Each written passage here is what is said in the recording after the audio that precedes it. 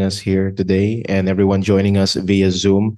My name is Daniel Long and I'll be the moderator for today's forum entitled 2024 Vitalizing the Independent Foreign Policy or the IFP and the Multipolar World. We will have four speakers today. Herman Laurel, Ado Paglinawan, Professor Ana Malindog-Uy, and myself. Before we introduce Professor Ana Malindog-Uy, who is the first speaker, she's the Vice President of External Affairs for Asian Century Philippines Strategic Studies Institute. I'd like to begin with some introductory remarks.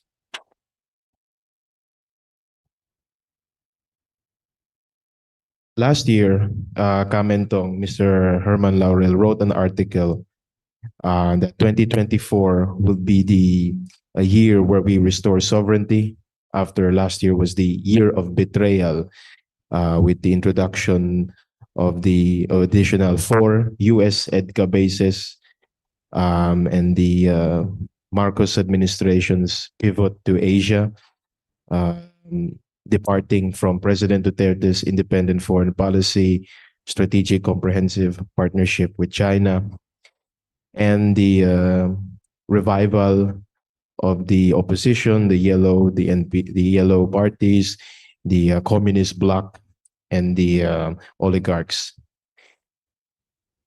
After it has been only 2 weeks since the year began, and we have seen a lot of positive developments, beginning with the announcement that the Philippines National Security Council Eduardo Año, advisor, said that the Philippines is open to diplomacy with China, that the government under also the National Security Council spokes Jonathan Malaya is reconsidering peace talks with the left-wing groups, the NDF, the NPA, as they do not see good faith on their part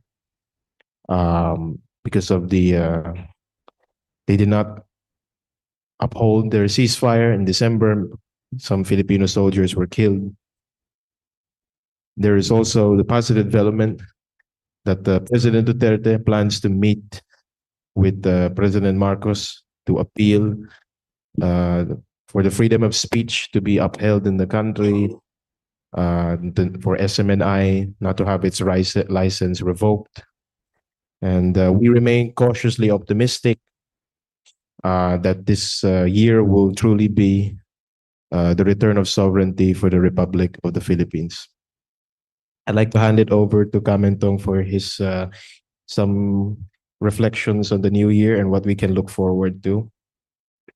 Yes, magandang umaga po sa lahat at may isang magandang bagong 2024. At maganda po ang simula po ng taong ito at bagong pag-asa po ang pumapasok po sa buhay ng bayan po natin at sa buong mundo. Yeah, while we're waiting for Professor Ana Malindog-Uy, who is in Beijing, zooming in from her place in Peking University, she is on scholarship doctorate course on I'm not sure right now yung course niya. Economics? Yeah. Well, we're hinihintay po natin si Professor Ana Malindog-Uy. I'd just like to dwell while we're waiting on the theme for today's discussion. Nasabi po ni kasamang Daniel Long, yung nakaraang taon at yung ating tema po na nung 2023 ay taon ng pagtaksil po sa bayan sa mga patakaran tungo sa independent foreign policy na tinatawag natin, na sinimulan po ng panahon ni Ferdinand Edwin Marcos Sr.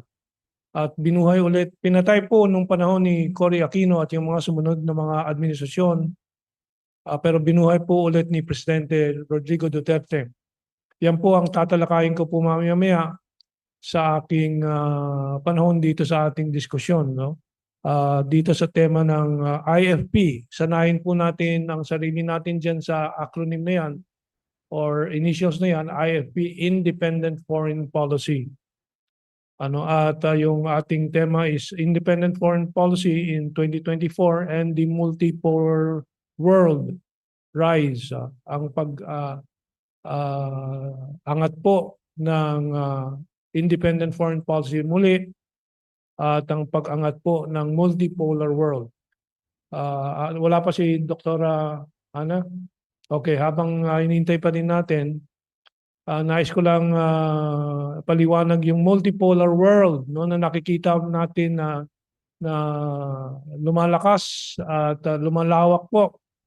At ang pinakabuod po ng pangyayaring ito ay yung nakikita natin sa International Court of Justice po ngayon. Yung inihain na kaso laban sa Israel na genocide, inihain po ng South Africa. Isang bansa na dumaan din po sa apartheid at genocide ng mga puti, Afrikaans, doon po sa mahabang panahon na sila ay sinakop po nitong mga puti. Pero to the credit of the rest of civilization, including Western civilization, ay nakipag-isa po sa mga developing world at sa mga South Africans ang buong mundo para maitakwil ang apartheid o yung pang-aapi sa isang lahi at isang populasyon sa sariling bansa.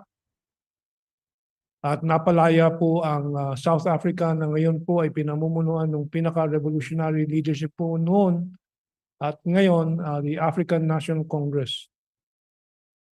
Napaka-significante po nito dahil po itong unang kaso laban sa hindi lang po sa Israel po kundi sa collective West na tinatawag, yung pinagsanib na kanluran na 500 taon na pong sumakop bilang colonial master po sa mundo po natin. Ito ay patapos na po itong siglo na to, itong panahon na to. Ang problema ng Pilipinas sa maling tiyempo ugnayan ulit at bumabalik po sa pakikipag-isa dito sa collective West nitong panahon ni Bongbong Marcos ang bayan po natin. Imbis na makasama po ang tinatawag na Global South, yung 92% ng populasyon ng mundo na kinakatawan po ng BRICS Plus ngayon, na again, lumaki po itong Enero, itong BRICS, Brazil, Russia, India, China, South Africa Alliance, Economic Alliance na nadagdagan ng 5 bansa na naman po. At madadagan po sa loob nitong taon na ito na 30 ibang mga bansa dito sa BRICS.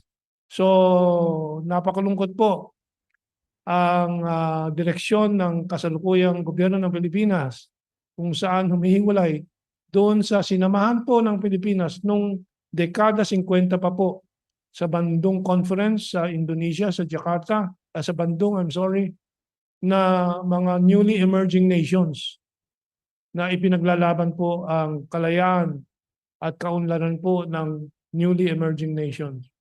Well, that is the multipolar world that is aborning now. Sa mga darating na buwan, makikita po natin ang BRICS po ay lalawak at lalakas. Ang BRICS, again, ulitin ko, Brazil, Russia, India, China, South Africa. Ngayon kasama po ang Egypt, UAE, Saudi Arabia, at Ethiopia, and one more country I cannot immediately recall right now. Sa pamumuno itong taon na ito ng Russia. At isang programa po ng Russia po ay yung palawakan pa po lalo ang sakop ng BRICS Alliance po sa mundo at yung programa po tungo sa de-dollarization ng global financial system at economy. So mamaya-maya po akong tatalakay nitong mga detalye po nitong tema po natin 2024, the IFP, Independent Foreign Policy, and the Multipolar World Rises Again. Andiyan na ba si Dr. Ana Malindogoy? So please introduce Dr. Ana. Okay, thank you, Kamentong. Now I'd like to welcome Professor Ana Malindo Goy, the Vice President for External Affairs for Asian Century Philippine Strategic Studies Institute. Let us welcome Professor Ana Malindo Goy for her opening statements. Good morning. Good morning. Pasensya na late ng konti kasi nag-ayos ako ng internet at saka yung computer. But anyway, let me quickly deliver my opening statement for this media forum. Ang title po ng aking statement is Beyond the Third Strike and the Fate and the Pursuit of Independent Foreign Policy in the Philippines. Kaya beyond the third strike kasi nga lately may controversy regarding dun sa transfer of 39 million gallons of oil, of military fuel from Hawaii sa Pearl Harbor going to Subic. Pero ang sabi, well, it was confirmed by the US Embassy in Manila, pero recently the report was the latest report, nag-U-turn down yung ship na kumbaga yung ship na nagda-transfer, nagdadala ng ng military fuel na yon, parang nag-U-turn siya. So parang hindi natuloy. Pero ang tanong kasi doon, it's not just about the transfer. It's more about the issue of transparency and accountability. And nangyari lang yung U-turn, though na-confirm nga na may arrangement na gano'n, sabi ng Chinese Embassy, after the media forum na nangyari sa Pandesal Forum sa Kamuning Bakery, and that was Wednesday, January 10. So na-raise yung issue kasi may mga civil society organization from Hawaii na nagkipag-coordinate sa anti-war coalition sa Pilipinas na may nangyayaring ganito. So that's why there was a media forum raising the issue, asking for transparency and scrutiny of the issue from our government and from the US government. Tapos ang nangyari doon, just to give you a briefing about it, kasi I was informed to talk about it and by some friends from the civil society groups na ang issue kasi doon, even though nag-U-turn siya, it's not just about the U-turn thing. It's more about why is it that these things happens in the country? Na kapag walang nagre-raise, tahimik at walang prior information as to this. Kasi this is not the first time. You have also the issue ng out of the blue, mayroon palang before may issue on Afghan refugees. Kung walang nagmalasakit na erase yung issue at ilabas yung issue, hindi malalaman ng taong bayan na may ganun palang issue. Another one is yung unannounced na mga landing ng US military aircraft sa Pilipinas in our domestic and international airports. Kung walang nakakita ng mga netizen na nagpicture at nilabas sa Facebook at syempre walang information, walang transparency on these things. So yung issue kasi, it's not just about na nag-U-turn yung ship na nagdadala ng military fuel. It's all about prior to these things, before pa nangyayari ang mga to or bakit nangyayari ang mga ito. At yung reaction lagi ng ating gobyerno, kasi ngayon sinasabi nila, I read a report that the transfer of military fuel na alleged na going to Subic, iimbestigahan, which is good kasi that's a positive step on the part of the government, imbestigahan. Pero ang tanong kasi lang, reactive Ang nangyari kasi dyan, reactive. Kung walang nag-raise ng issue at walang nag-inform sa anti-war coalition ng Pilipinas from Hawaii, I don't know what will happen. Probably the ship would not have a U-turn. Yun yung mga tanong kasi na dapat, yun ang mga tanong ko rin when I wrote the article that was published right now in Manila Times about this issue, na sinasabi ko nga, this is already the third strike. Why? Because ang first strike kasi natin dyan, kung titignan mo talaga, when you talk about US military operations, and many of them are clandestine and covert operation in the Philippines. The first one that is a big issue in the Philippines at the moment, and when you talk about foreign policy, like independent foreign policy, is EDCA. Yun naman talaga. Kasi ang EDCA, it's an issue that is not only impacting on the question of Philip and respect on the question if this agreement really respects the Philippine sovereignty and also constitutional mandates, but it also an issue of independence. Yun ang first strike eh. The second strike, ito nga yung Afghan refugees, na hanggang ngayon wala ring information. Ano na bang nangyari doon? Okay na ba yon? Natuloy ba? Hindi? Ano ba nangyari? Kasi walang transparency, walang information dissemination, walang explanation on these things. The third one is, hopefully naman, wala nang naglaland ng mga military aircraft or mga vessels ng US naval warships in our shores na walang paalam or walang proper authorization. I hope wala nang ganon. So that is the third strike. And the last, beyond the third strike is already, ito nga yung latest na military fuel transfer, allegedly na nag-U-turn daw. Because it's beyond the fact na nag-U-turn siya eh.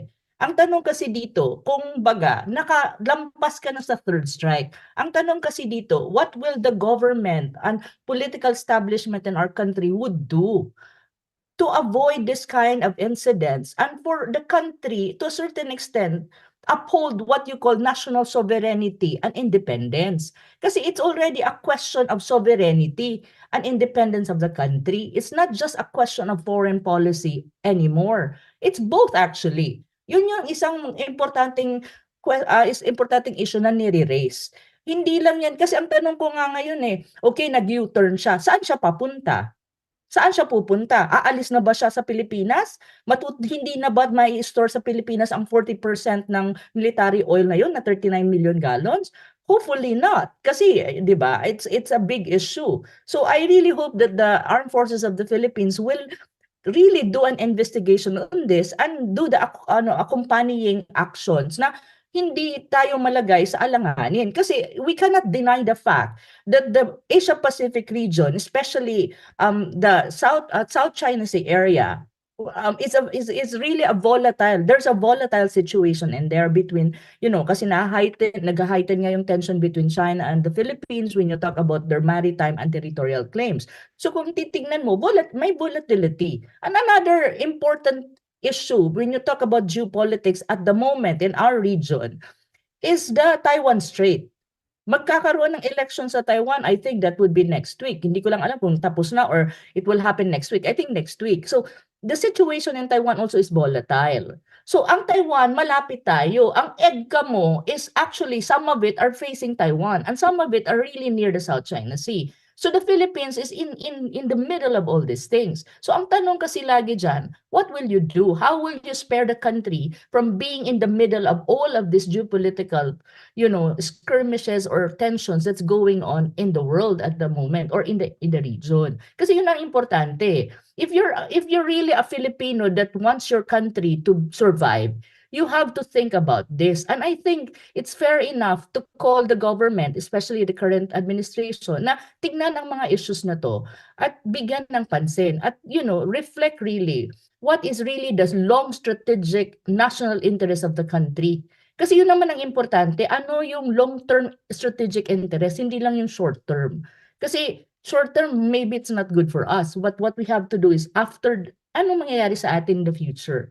Yun yung mga bagay na I really hope the Filipinos would be aware and I hope the current administration would look at and probably really look into the whole situation.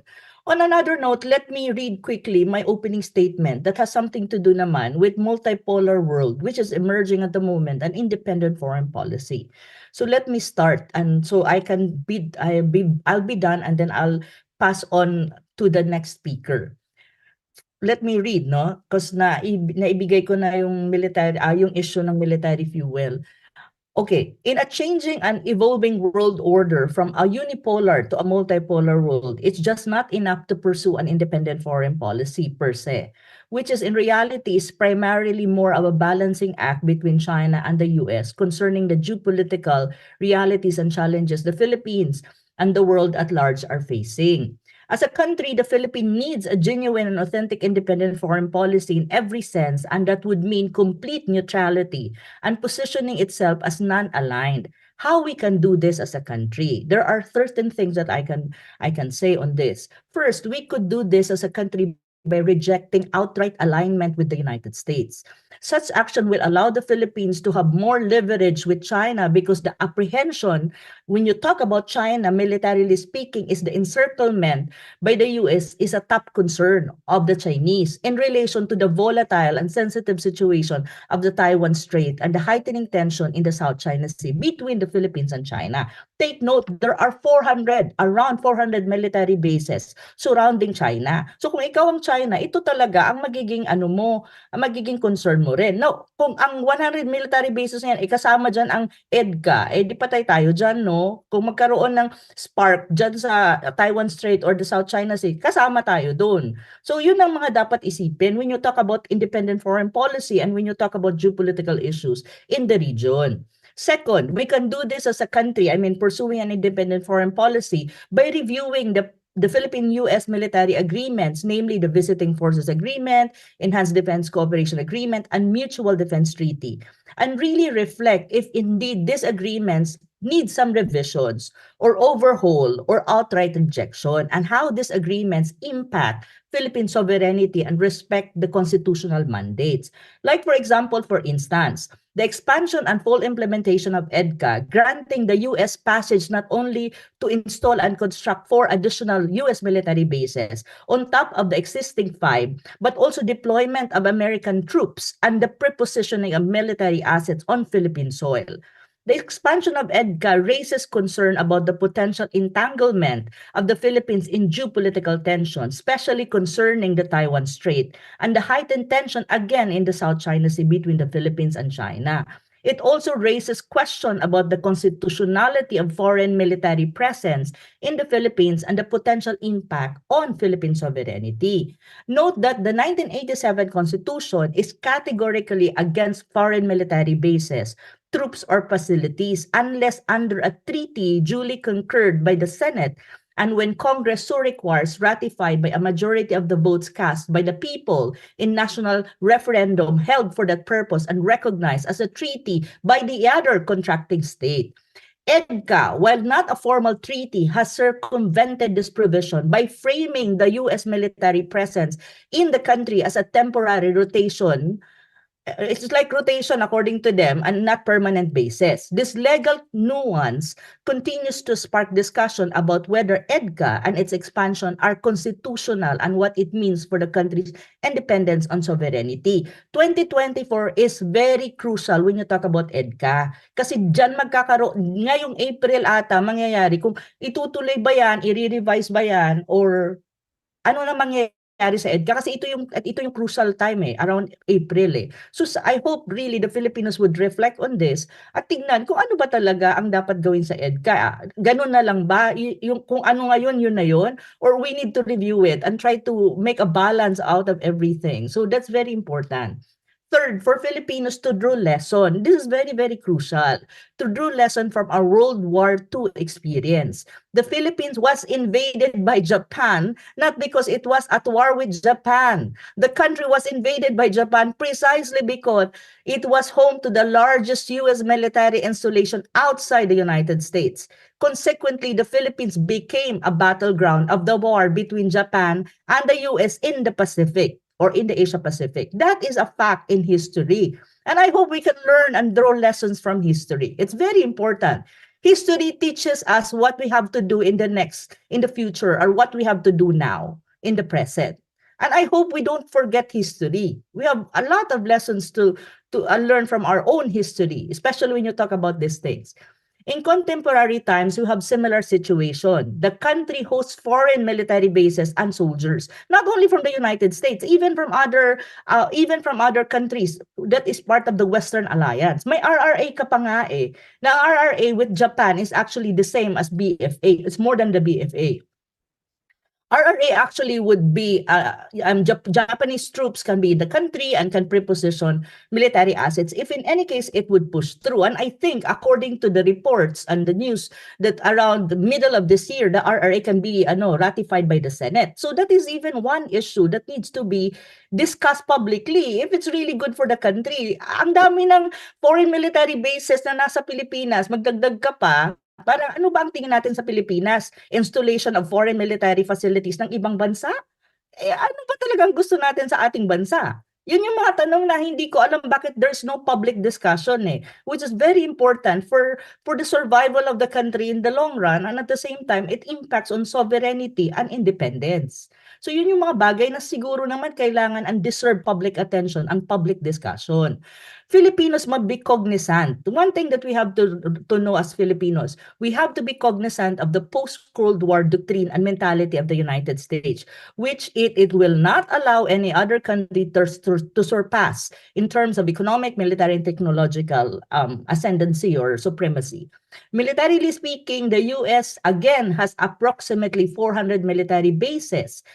And the idea of preventive war remains an option to contain the expansion and the peaceful rise of China for the United States. It is something that we need to think about, no? At tingnan natin din kung kasama nga ba ang Pilipinas dyan sa 400 military bases surrounding China. Baka naman hindi lang 400 yan kapag sinama mo ang EDCA bases, 'di ba? Maging 409 na yan. Tingnan natin, no? And hence, the potential use of the Philippines as a support military base by the US could be a very serious issue if there's a conflict or a breakout in Taiwan happens in terms of military conflict, especially since China defines Taiwan issue as an internal affair. The consequence will be against the national interest of the Philippines if it indirectly inserted into the conflict, especially over the Taiwan Strait. In conclusion, I just really hope that the new administration under the leadership of our President Ferdinand Bongbong Marcos Jr. should assess and look into this matter with much prudence and reservation. I don't think it's too late at this time. I think there's still time to reflect on this, okay? Especially EDCA, kasi ngayong April ata ang crucial dyan Likewise, the current administration must consider that the 1987 Constitution prohibits the existence of foreign military bases and troops in the Philippines. And I hope, with regard to this provision, na yung pinopropose na Chacha right now, being proposed and being facilitated by certain sector of our society and some members, I think, of Congress from the news that I've gathered, I hope they will, if whatever happens to the Chacha, this provision should never be taken out because this really is important when you talk about independence and sovereignty of the country. Diyan sa Chacha na nangyayari na yan. That's even my fear. Yan sa nangyayaring PI, People's Initiative for a constitutional change. That is a very crucial provision of the 1987 Constitution that should be reflected in any constitutional change na mangyayari sa Pilipinas. Kasi that talks about, again, Philippine sovereignty and independence. Now, the Philippine US MDT, EDCA, and BFA have a lot of infirmities, lopsided and skewed provision, favorable more to the United States than the Philippines, that need to be revisited and reassessed.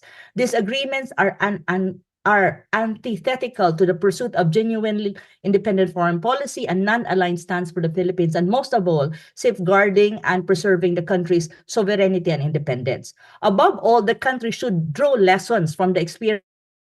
Can see what happened to Ukraine right now. In this scenario, Ukraine is a pawn in the geopolitical maneuvers of the United States because of its strategic geographical location. In the same manner that the Philippines will end up, if we will not think and we will not do something about the situation, we will end up like Ukraine, like a proxy of the Western Alliance led by the United States. And I hope we don't allow that as a country. Kasi kawawa tayo. At the end of the day, tayong kawawa. Look at what happened to Ukraine. The war in Ukraine is lost. The Western Alliance is already, it's a lost cause. Pero ang tanong, anong nangyari sa Ukraine? Anong nangyari sa Ukrainians? How far would they go to revive their country? It will take hundreds of years before they can go back to before the Ukraine crisis. And I hope we don't want that thing to happen in our country. And that's very important to reflect on.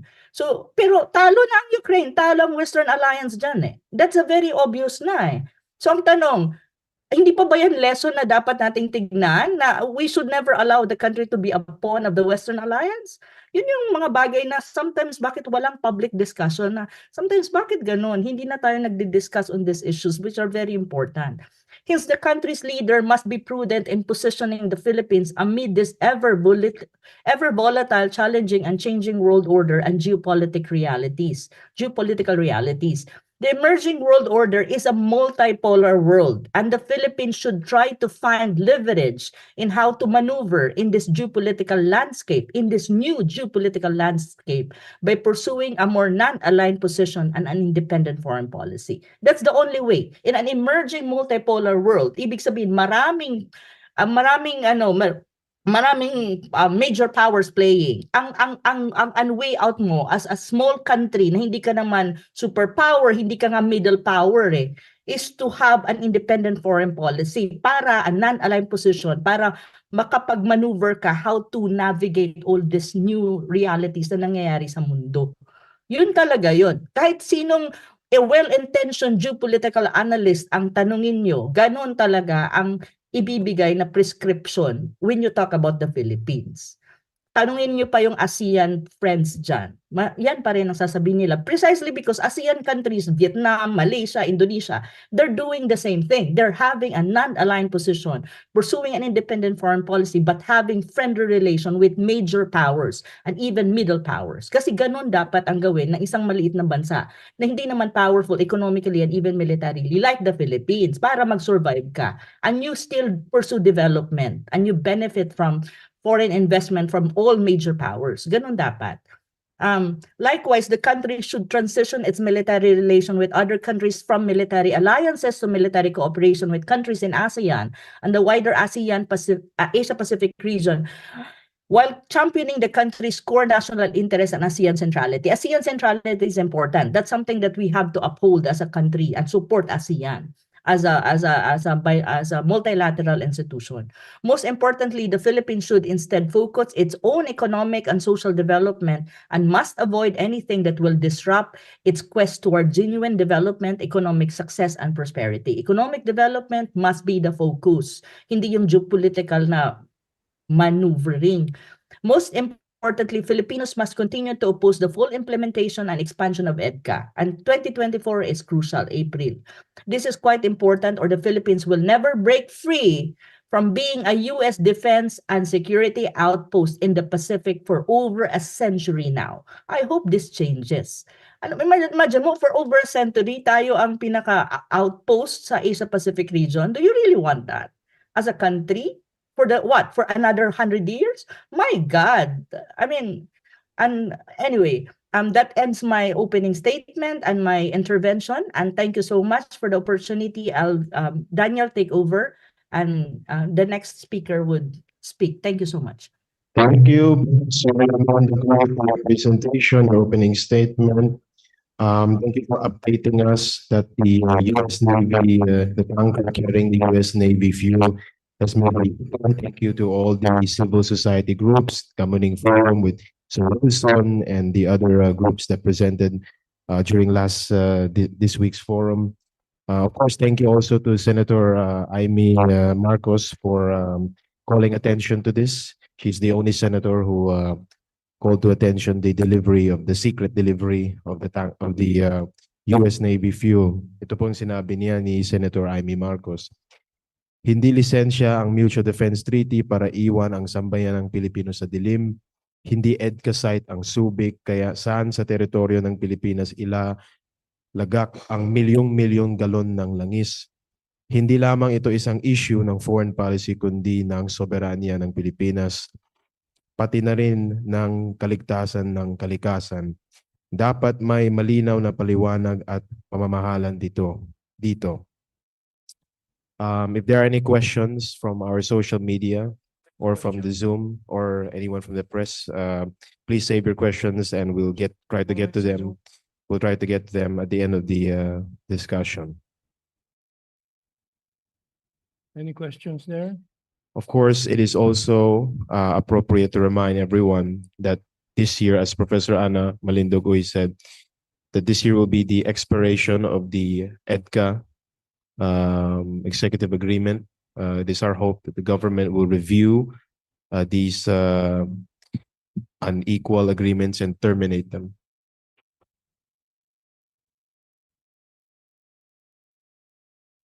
Okay, no questions so far. Please send your. We have a question from press here.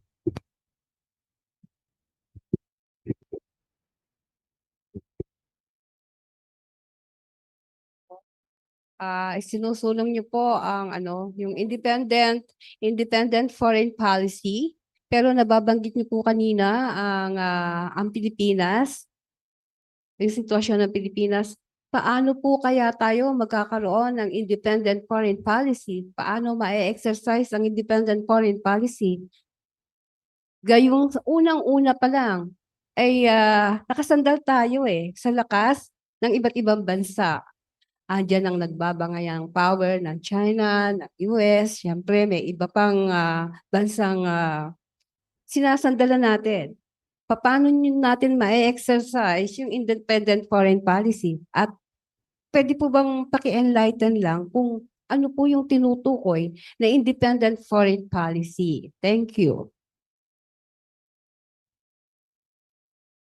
Professor Ana Malindog, are you able to answer the question po?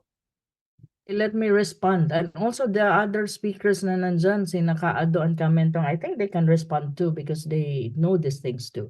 First thing, no, ang independent foreign policy is enshrined in the 1987 Constitution. Nandun yun Okay. Ang tanong dyan kasi, kanina sinabi ko nga, how would you ensure na you pursue an independent foreign policy? The first thing that you do is follow the Constitution. Kasi yun ang nandyan sa Constitution. Okay? And then, how would you kumbaga, operationalize it? Yun nga sinasabi ko kanina. The first thing that you have to do is to have a balanced relationship with different major powers. And how would you do that? Na, sensitive ka sa lahat ng issues ng major powers. And you will, try to insulate yourself from the sensitive issue. Anong isa sa mga sensitive issue? Na, like for example, between the United States and China. It's the major competition. And one of that is the ng China, yung parang ambivalence ng China when you talk about military. Kasi nga, may tinatawag kang 400 military bases surrounding China. So kung mayroon kang ganong sitwasyon, anong gagawin mo as Pilipinas? You don't allow your country to be a aircraft carrier ng United States by hosting EDCA bases. Kasi ang EDCA bases is like military bases ng US yan. Ang kaibahan lang dyan, hindi daw siya permanent in structure. Ano daw siya, not too permanent, pero nandyan siya. At saka another one is BFA, visiting forces. Hindi siya permanent deployment of troops, rotational. Pero ang tanong, hanggang kailan ang rotational? Kasi walang definite na specific provision on that. So these are things na one concrete way to pursue an independent foreign policy is to review these agreements and then try to think na you cannot rely, that's the problem of the Philippines kasi ang problema ng Pilipinas, to be very frank, is mayroon tayong mentality of mendicancy. Hindi natin ginagawa na tumayo sa sarili nating paa para maiwasan natin maging dependent from other countries. And also, instead of pursuing economic development, mas napupunta tayo dun sa mga geopolitical issues like military, na samantalang hindi naman yan actually would not give us benefit in terms of economics. So may mga ganong issue ka. So when you talk about foreign policy, yun nga, the first step that you have to do if you really want to be independent. Kasi ang independent foreign policy na sinasabi, ang reference point lagi dyan when you talk about the Philippines is the balancing act between China and the United States. How you balance? You forge good relation with both but avoid the sensitivity ng both. So how would you do that? And then you review the US military agreements review military agreements with the United States. Make it balanced. Make it something that will not threaten the security and survival also of another country. Like EDCA. EDCA is very crucial. Kasi yan talaga isa sa mga ambivalence ng China. So that's one thing. Anong gagawin mo? Either you review, overhaul, or reject it outright.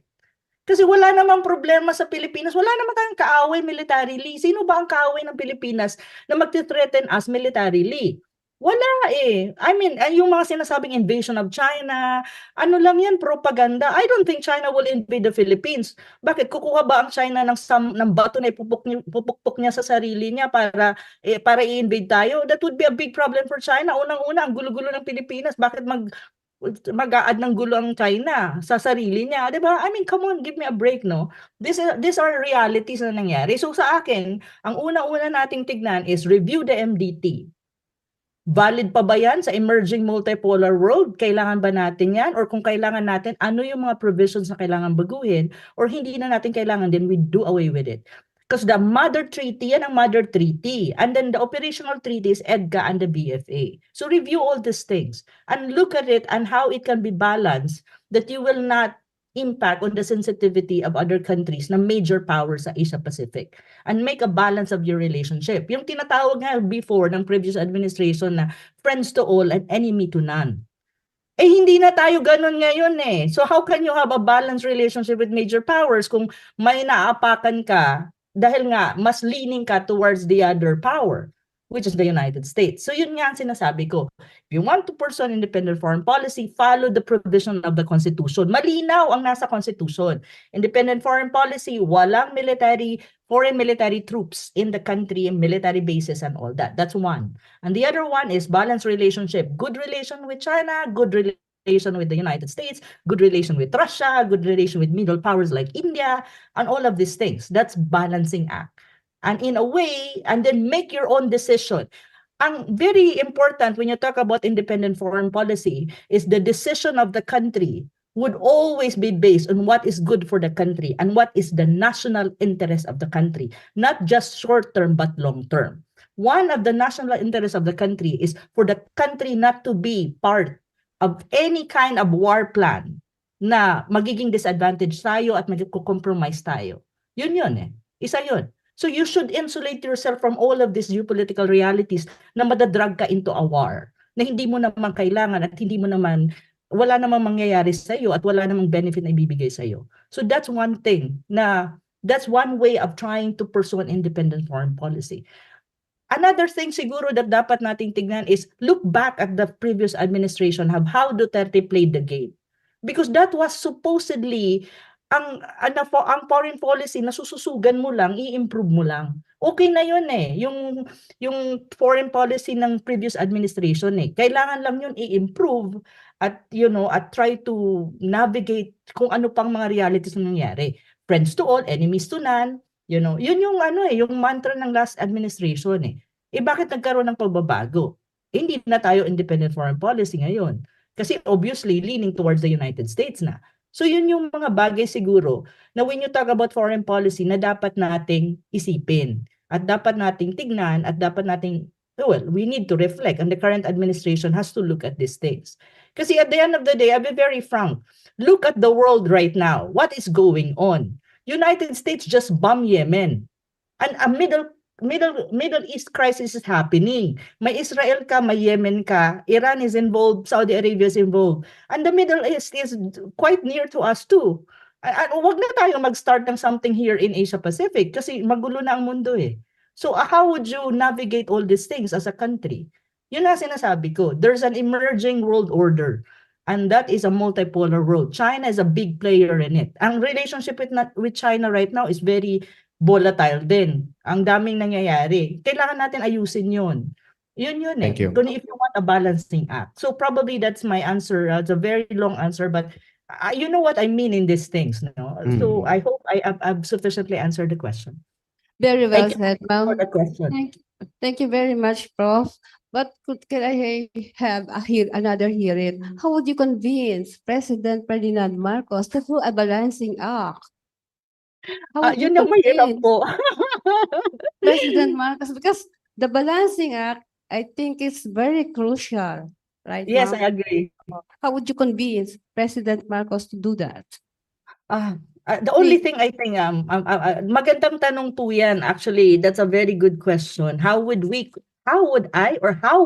as a nation should convince the president that he should at least go back to that balancing act? you know, not only with China, but all the major powers in the world and in the Asia Pacific region. And India is crucial also. Australia is crucial.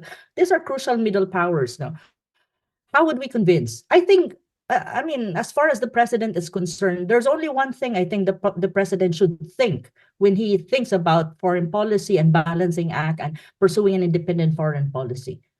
He needs to think at what is the best position for the country, given everything that is going on in the world right now, and given the tensions in the Asia Pacific region at the moment, and think what's the good for the country and how the country will survive, not only within his administration, but even beyond, and what is good for the future generation of this country. If he will really think on these things, on these points, I think he knows what's the right thing to do, and he knows what he needs to do as a president of the country and as the commander-in-chief and the sole author of the foreign policy of the Philippines as per the constitution of the country. So I think that's the best I can do. I mean, I can respond to you. Maraming salamat, ma'am. Mabuhay Thank po you so kayo. much. Thank you Thank po. you, Professor Ana Malinduque, for answering the question. And Kamentong, Mr. Herman Laura will expand and elaborate on that, on the question of independent foreign policy. But before that, I'd like to add one way we could have a balancing act in our foreign policy is that President Marcos Jr. actually a year and a half ago gave example. He made the proposal when he was in the United States. Since the Philippines is experiencing a high price of gas and less oil rate hikes. One example that President Marcos Jr. gave, and I think we should remind him, is the purchase of cheap Russian oil to increase our oil supply to lower the price of gas. Since we are aligned now with the United States, that's not going to happen. But dahil nga may sanction, if we buy cheap Russian oil from Russia, the United States might sanction us. Pero actually, President Marcos Jr. answered that concern, addressed that concern. Sinabi niya, the political side of it has been tricky, but nonetheless, the national interest comes first. And I think that should also be a guiding principle in our foreign policy, that the national interest should come first, whether it will be to the prejudice of the United States, but to the benefit of the Philippines. That is what we should pursue. One example is the purchase of cheap Russian gas. Thank you. Now I'd like to move on to our next speaker, Mr. Kamentong, Mr. Herman Laurel, the President of Asian Century Philippine Strategic Studies Institute, to give the presentation on the independent foreign policy.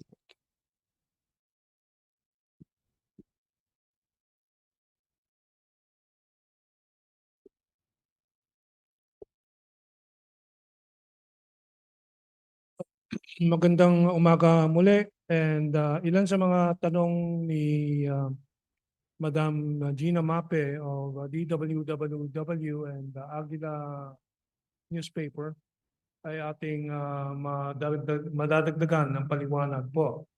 Dahil po dito sa ating English ito po, kaya ako'y magtatagalog at mag-annotate po ako dito sa mga nakalagay po dito sa 6-page, 5-page paper po natin. We will publish this in our website for reference of the media, of the others who are following our discussions, and those who would like to study the issues further.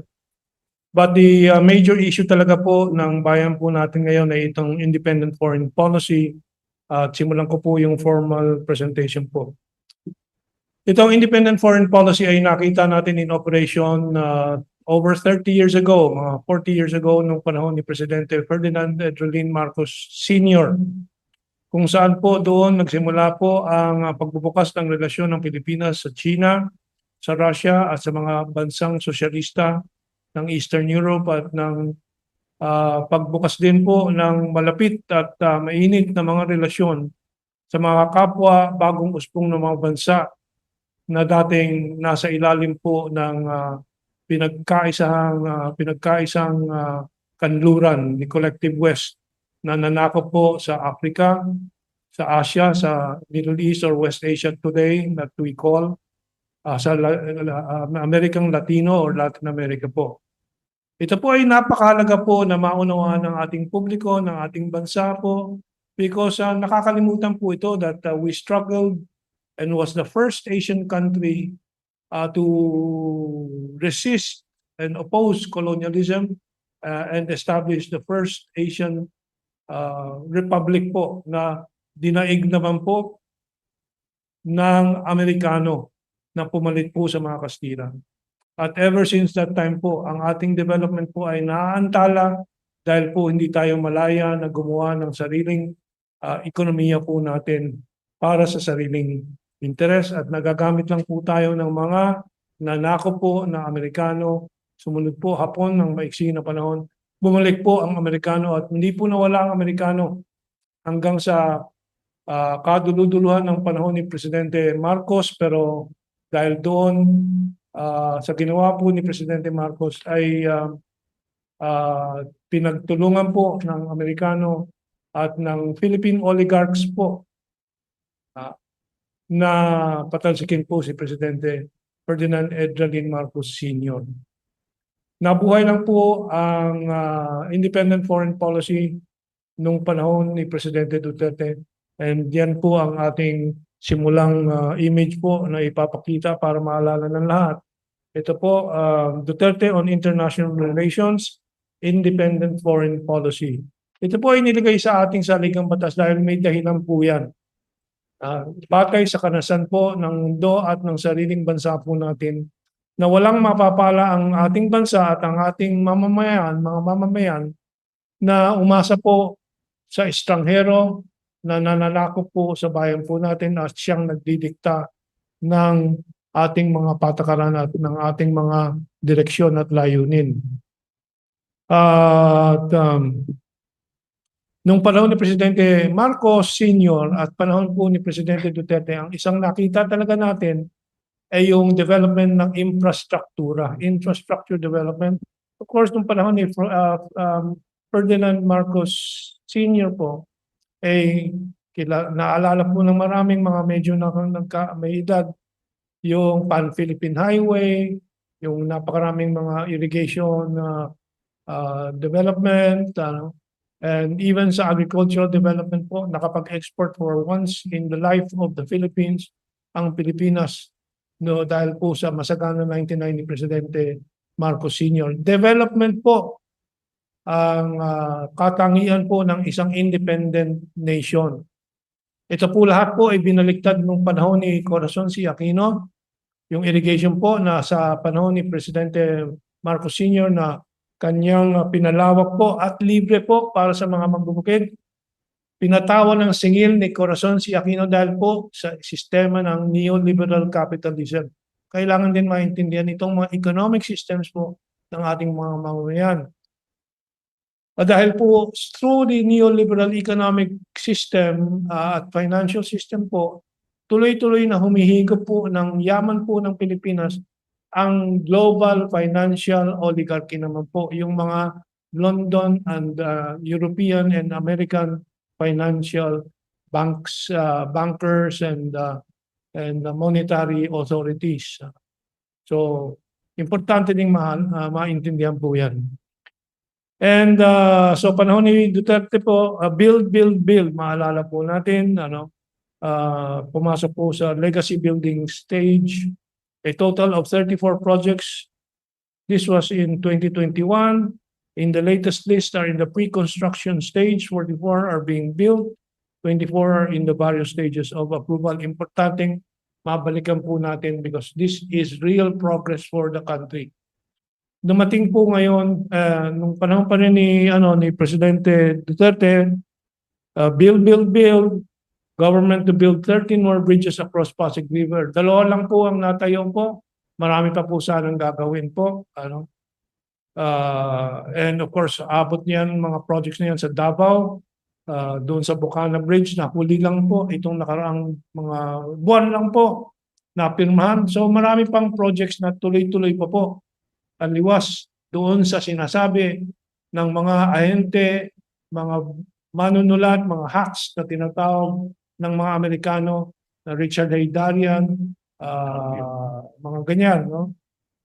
Mga stasyon ng kanilang broadcasters, mga ANC, CNN, na walang mga nagawa po sa mga projects na pinangako ng China. Napakarami po at yan po ay ating pinapakita sa inyo. Yung Bukana Bridge noon is 3.126 billion.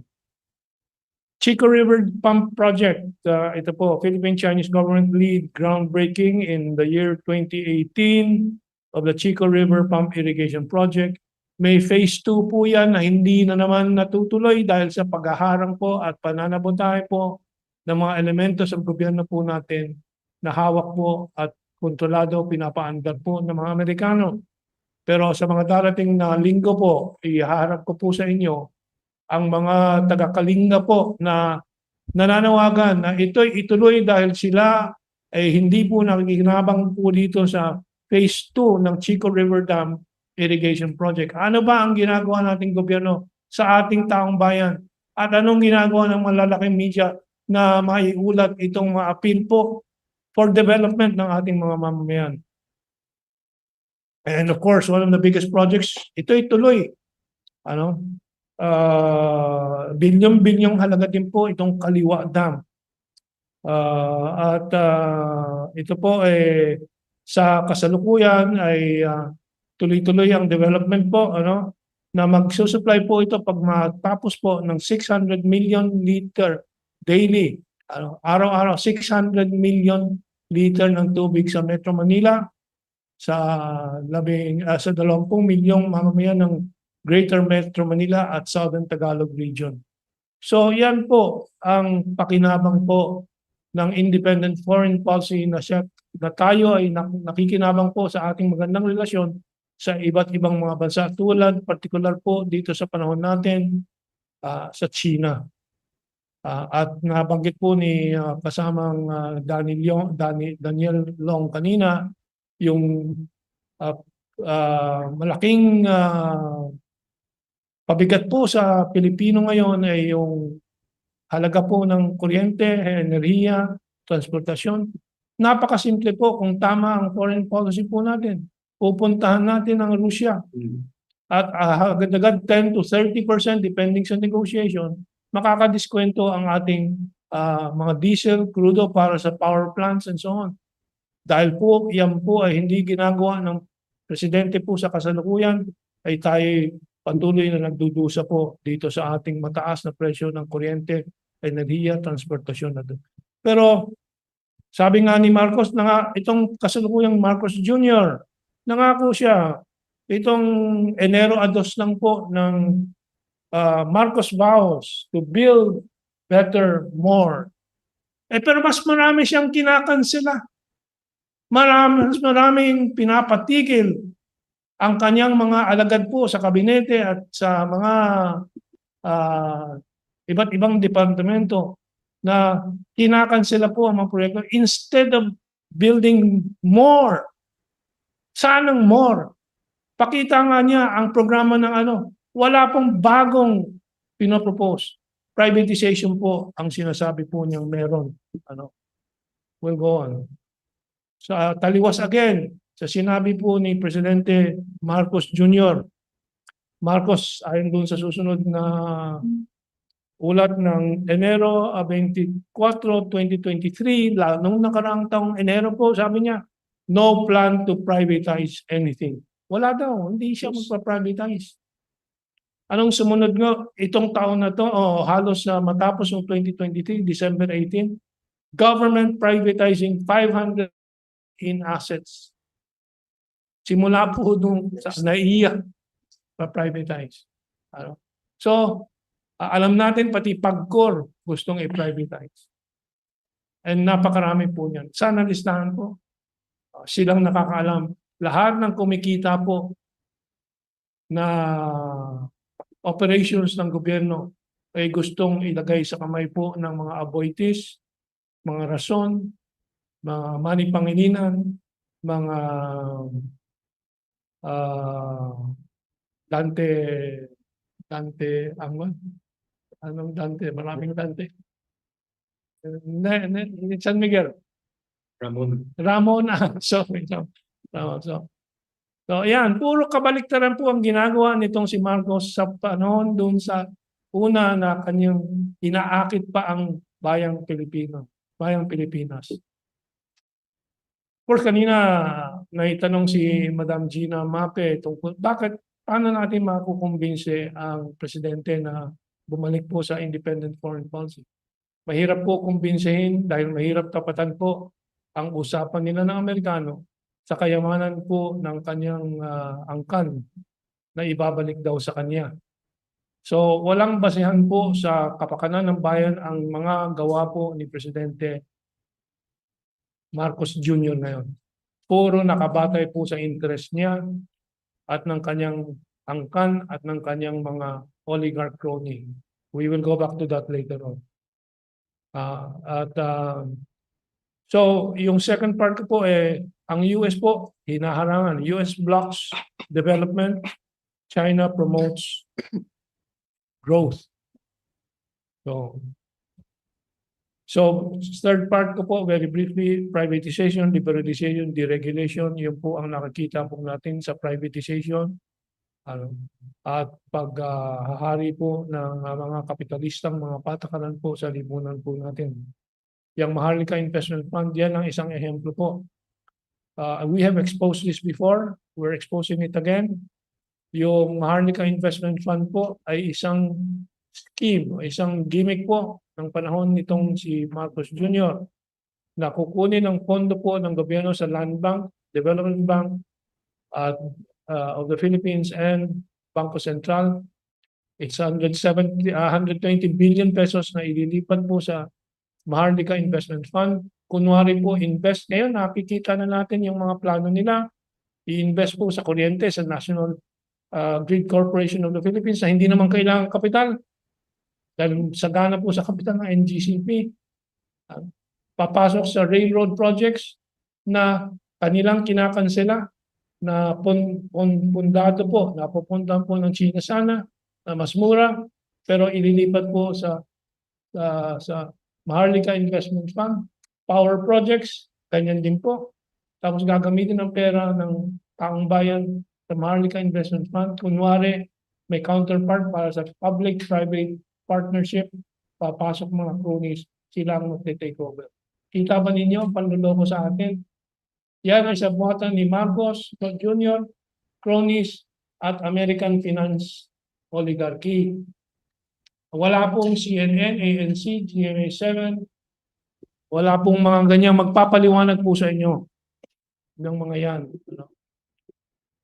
Walang magpapaliwanag sa malalaking media po niyan dahil sila din ay nasa pag-aari ni Manny Pangilinan, ni San Miguel Corporation, Ramon Ang, Inquirer po, the Philippine Star, lalo na yan dalawa.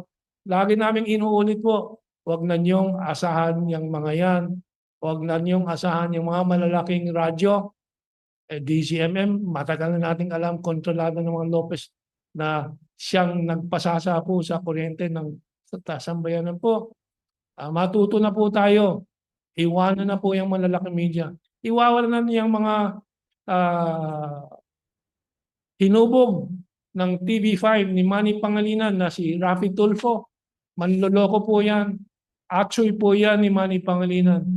Babanat-banat kunwari sa NGCP. Pero laban naman siya sa privatization ng Meralco at lahat. Nationalization. Gusto niya privatization para makinabang ang amo niya. Si Manny Pangilinan.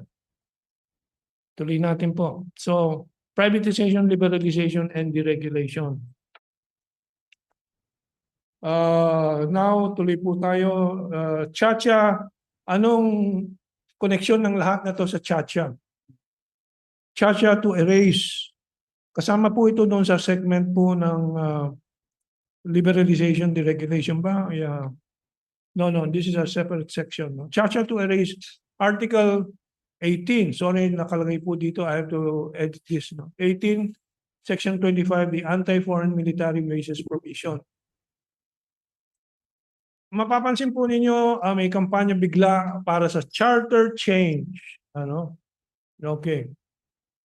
Before that pala, mayroon pala akong susunod na image. So lahat ng pondo ng taong bayan po, lilipat sa Maharlika Investment Fund para may public-private partnership projects para sa oligarchs. Pero meron din tayong pondo para sa American bases, no? Pinagtanggol ni Gibo Teodoro, Defense Secretary, yung paggastos po ng pondo ng Pilipinas po, ng Pilipino sa EDCA bases for stronger US ties. Yan ang kasamaan po ng mga ginagawa po ng Estados Unidos na tinatago po sa taong bayan. Kaya po marami pang pro-American sa masa dahil nagogoyo sila ng media, ng mga kabinete, ng mga political leadership na siyang kasabwat po ng mga Amerikano. Okay, and so, Chacha, balitang-balita ngayon ang bentahan po tungkol sa charter change, ₱100 pa bawat pirma, down payment. Pagka napirmahan na po, may ₱100. That is 1.65 billion pesos. Liban pa sa ibang mga gastos. Bilyon-bilyon. Hindi naman masabi kung saan ang gagaling ang pondo. May sinabi daw si Gatyan na ₱1 campaign. Mga kalokohan po yan. Tuloy-tuloy ang panloloko nila. Sabi nga ni Amy Marcos, ang ating konstitusyon ay hindi ibinebenta. Pasensya na po, Madam Amy. Binebenta, matagal nang mga nagbebentahan ng Senado at ang Kongreso, ang gobyerno ng kung ano-anong sa gobyerno. Matagal na kaya. Tulad nga kanina, 500 million assets na gustong ibenta po ng gobyerno. I-privatize po na. Yan po ay kinagawian na po ng ating mga politiko at ng ating gobyerno. Pero siyempre, we appreciate Senator Amy Marcos' position at yan ay dapat natin labanan. Pero duda ako na malalaman po, maintindihan po ng botante po, mga kawawang botante, na nabubuhay na po sa mga bayad sa bawat eleksyon sa kanila. Alam naman natin yung katotohanan dyan. Kaya ako hindi naniniwala sa eleksyon. Gusto ko revolusyonaryong ugnayan ng sibilyan at ng ating militar. Hindi naman para pabagsakin ng gobyerno, kundi ma-pressure ng gobyerno, papaliwanag natin maya-maya po yan. Ang sabi po dito sa Chacha, gusto nila para pumasok ang investor dahil po doon sa restrictive daw. Sobrang mahigpit na kondisyon na 60-40 ownership for Filipinos and 40 only for foreign investors. Alam po ninyo, wala nang visa po yung constitutional provision. Ano yung money pangilinan group na kontrolado ang kuryente, tubig, ospital, infrastruktura, tollways, ano yan? That is not money pangilinan. 1% lang po ang share ni money pangilinan. Sa grupong talagang may kontrol yan, Salim Group. Sinong Salim Group? Anthony Salim ng Indonesia po yan. Namatay na po si Anthony Salim. Anak po ang nag-take over. Pero ano ay yung capital niyan? Yan po ay hindi na Indonesian capital. Global capital na po yan. Kasama na po yung mga Amerikano po at mga British po dyan at Europeans po dyan. So walang visa po yung 60-40 provision ng Constitution natin na yan. At wala namang investor na papasok po sa Pilipinas. Kung ang kuryente po natin ay doble sa Vietnam, 3 beses ang taas kaysa sa China. Dahil nga kontrolado ni Manny Pangilinan, Ramon Ang, yung kuryente, kontrolado ng Aboitiz, yung kuryente, mga oligarchs po, na pinakamataas po sa Asia. So, sino niloloko nila? Well, marami po silang niloloko na taong bayan dahil hawak nilang media. So bakit tahimik sila sa isang bagay sa saligang batas na gustong-gusto ng Amerikano at kinatatakutan ng Amerikano? Ano yan? Alam ba ninyo? May kasama tayong media dito. Kanina napaliwanag ko para sa iba. Yung iba, alam ba yon? Ano ba ang kanilang tahimik na sisingit talagang tatanggalin po sa saligang batas? Yan po yung Article 18, Section 25. Mali po lang nakalagay dito. Sorry, mali yung next image. Can you find the Articles 18, Section 25, ang provision sa ating saligang batas na nagsasaad po na no foreign military bases, troops, and facilities in the Philippines. Pinagbawal na po yan ng saligang batas natin. Nilapastangan po ni Noynoy Aquino, yung yumawang presidente po, sa kanyang manipulasyon ng Korte Suprema noong 2014 hanggang 2016 na pinatanggal niya yung yung may prinsipyo na Chief Justice Rene Corona, pinaratangan ng walang katotohanan mga kasalanan, tinanggal ng Senado through impeachment. And alam naman na lahat, 50 milyon po yung mga bumoto for impeachment. Nandiyan po sa history po natin yan, sa mga record ng pahayagan po at deliberation. 100 million kay Enrile at kay, if I'm not mistaken, si Senator Drilon. Mas mataas ang bidding sa kanila. Mga walang hiyang mga senador po yan. Tinanggal si Corona. Inilagay po sa illegal ab initio na kandidato si Sereno. Yan po ang Article 18, Section 25. After the expiration in 1991 of the agreement between the Republic of the Philippines and the United States of America concerning military bases, foreign military bases, troops, and facilities shall not be allowed in the Philippines, except under a treaty duly concurred by the Senate, and when Congress so requires, ratified by a majority of votes cast by the people in a national referendum held for that purpose, and so on and so forth. Noong 2014, tutol si Miriam Defensor Santiago diyan, talagang tinutulan po yan.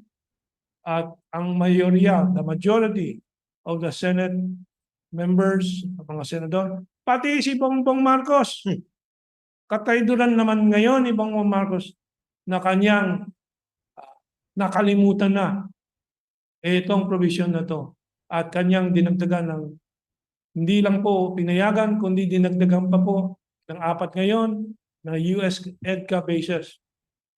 Are you in media able to remember Article 18, Section 25?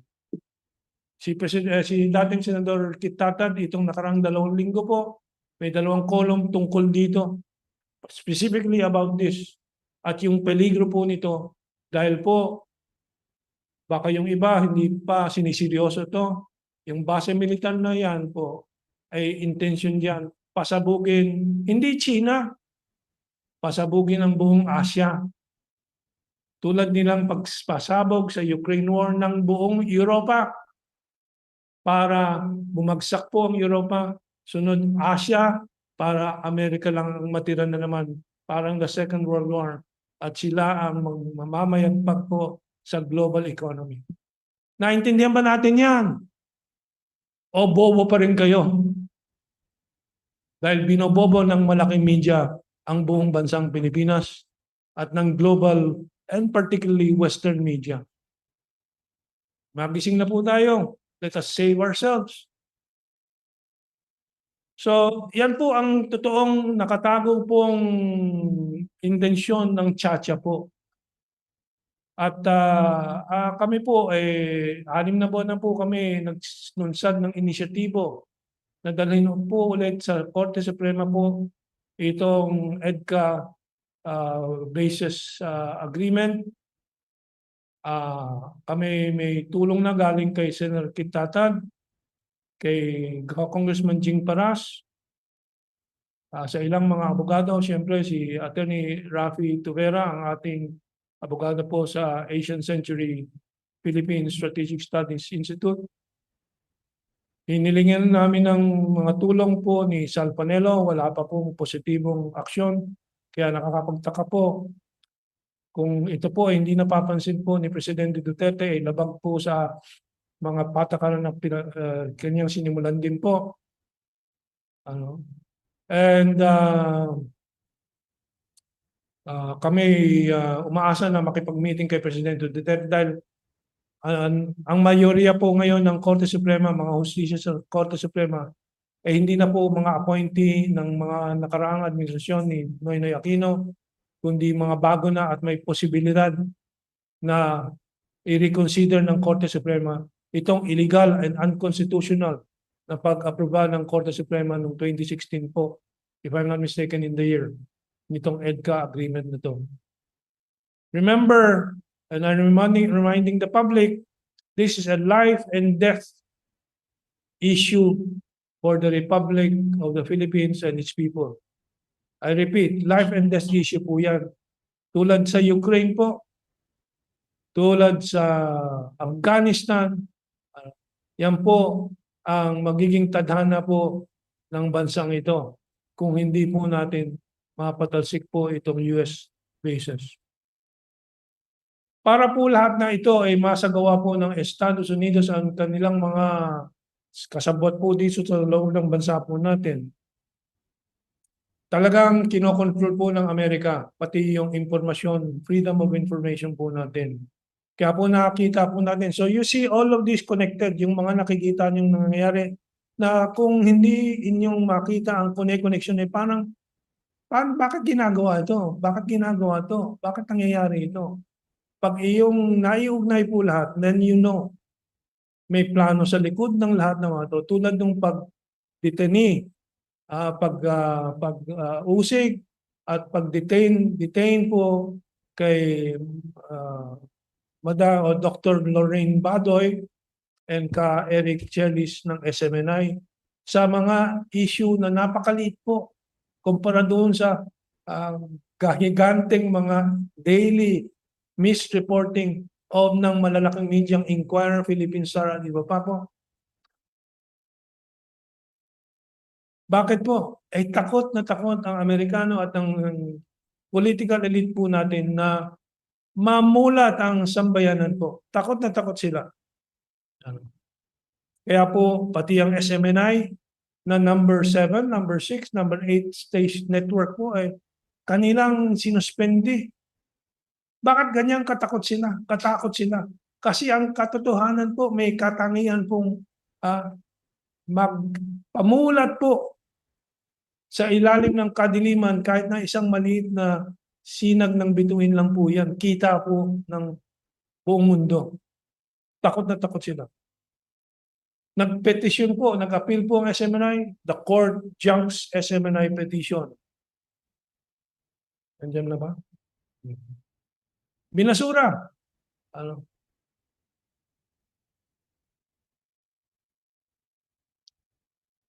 So, sa panahon po, isa't kalahating taon lang po ni Presidente Bongbong Marcos, nakikita natin mabuhay na kaagad kasi po, nagsilabasan na po tulad po nitong manifesto ng mga alumni ng Philippine Military Academy. Manifesto defending the democratic rights of Dr. Lorraine Badoy Patosa and Mr. Jeffrey K. Eric Chelis, demanding their immediate release from congressional detention. Nagsikalat na po yung mga usap-usapan tungkol sa pulburon. Alam ba ninyo ang pulburon? Gina, alam mo yung pulburon? Alam niya. Kanina hindi alam ni Chris Lucas. Baka marami pa pong katotohanan na lalabas po. Nakaharap ko po ang isang functionary, factotum ni BBM. Akala po, supporter pa rin ako ng BBM dahil nung kampanya, dahil sa mga sinabi po ni BBM nung kampanya at bago po nung kampanya, eleksyon, na kanyang tinaydon na ngayon. Akala po, masaya po ako. Nang gigigil ako, talagang kita yung ngipin kong talagang sa gigil sa katraydonan nitong walang iyang dagdagan ko na lang PI nitong taong itong sa Malacanang. So, papasok na po tayo siguro sa foreign military bases, direct neo-colonial control. No? Let me just see yung sequence po ng before that, the U.S. military bases in the Philippines are not only aimed against China, but also against the Filipino people. Bakit ko wala sabi yun? Alam po ninyo, itong mga nakaraang linggo, halos araw-araw may nababalitaan at nalalabas po sa YouTube video. Yung dating po ng daan-daang mga tangke, armored vehicles, personnel carriers, para sa mga libo-libong mga sundalo. Bakit napakarami pong land assets, war assets na dumarating? Kaya po it is leading us to think that this is not really against China alone, but it is for exercise of domestic control of the Philippine political situation. Dahil po ang gera laban sa China is an air-sea battle. Hindi po land war po yan. Dahil sa South China Sea ang labanan, sa Taiwan Straits, sa East China Sea, at sa ere at sa mga submarino. Bakit may mga tangke diyan sa mga bagong base militar ng Amerikano? So yan ay isang warning po sa taong bayan. Na balang araw po magagamit po yan mga armored assets po na yan laban sa taong bayan. So nandito po sa paper po yung some details about that. Freedom of information suppression, natakal na po natin. Pero the independent foreign policy advocates are getting strong again after the initial problems itong 2023 dahil po the first half of 2023 na bulaga po ang bayan po sa katraydoran po ni Bongbong Marcos. The second part po, medyo bumabawi na po. Nakita po natin, lumalaban na ang mga Duterte, Sara Duterte, siniraan po nila, ay nakakabawi na ngayon. At mukhang si Presidente Duterte ay tuwan-tuwa sa kanyang pagbawi po. Meron siyang post na pulburon, kumakain ng pulburon at may kahon ng pulburon siya sa harap. So yan ang mga nakikita natin pong sagot na nagsisimula na pong lumabas po at talagang desperado po ang BBM administration na siya ay mamaya nagbubukas na po ng posibilidad na mag-usap sila ni Presidente Duterte. Pero dito tayo sa ASEAN muna po. Dahil po ang ASEAN po ay hindi po natutuwa sa nakikita nilang ginagawa po ni BBM.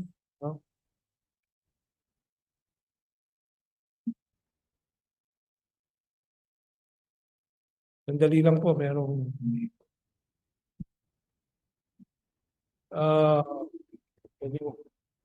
okay. Ang ASEAN po ay hindi po natutuwa. Although very polite sila, hindi po basta-basta nagsasalita. Siyempre sa ASEAN po may respeto sa bawat isa. Pero nandyan na lahat ng senyales po na ang ASEAN po ay alalang-ala sa ginagawa ni BBM dito sa kanyang pag-build up po ng intention o pagpapayag po sa conflict po na mag-build po sa South China Sea. Ito po, from Business Standard, Indonesia warns ASEAN on destructive rivalry as Jakarta Summit opens kasi po nagkaroon ng ASEAN Summit po recently sa Jakarta, Indonesia. Itong statement na ito po ay tinutukoy po dito ang Pilipinas, hindi China. Dahil ang siyam na bansa ng China, nakaugnay ng China po dito sa ASEAN plus China, including Vietnam, na pinakamatinding kompetisyon ng China sa mga dispute sa South China Sea, nakikiisa po sa China sa mga pag-aayos po ng issue dyan sa South China Sea. And sa totoo lang po, si Bongbong Marcos naman po, before yung kanyang katraydoran po ng Pebrero 2023, nakikiisa sa buong ASEAN. Although yung mga American boys dito sa Pilipinas, tulad ni Teddy Boy Locsin, noon pa po sinasabotahe po ang ASEAN. Noon pa po. Noon pa po niya ayaw itsapuera ang Amerika po sa usapan tungkol dito sa ASEAN issues. Anong pakialam ng isang bansa na 12,000 milya ang layo po sa Asia at sa South China Sea. Pero iniinsist po ni Teddy Boy Locsin na kasama dapat sa usapan ang Estados Unidos. And of course, kahit na pilit na tumahimik po ang mga kapatid natin sa ASEAN, hindi mapigilan po.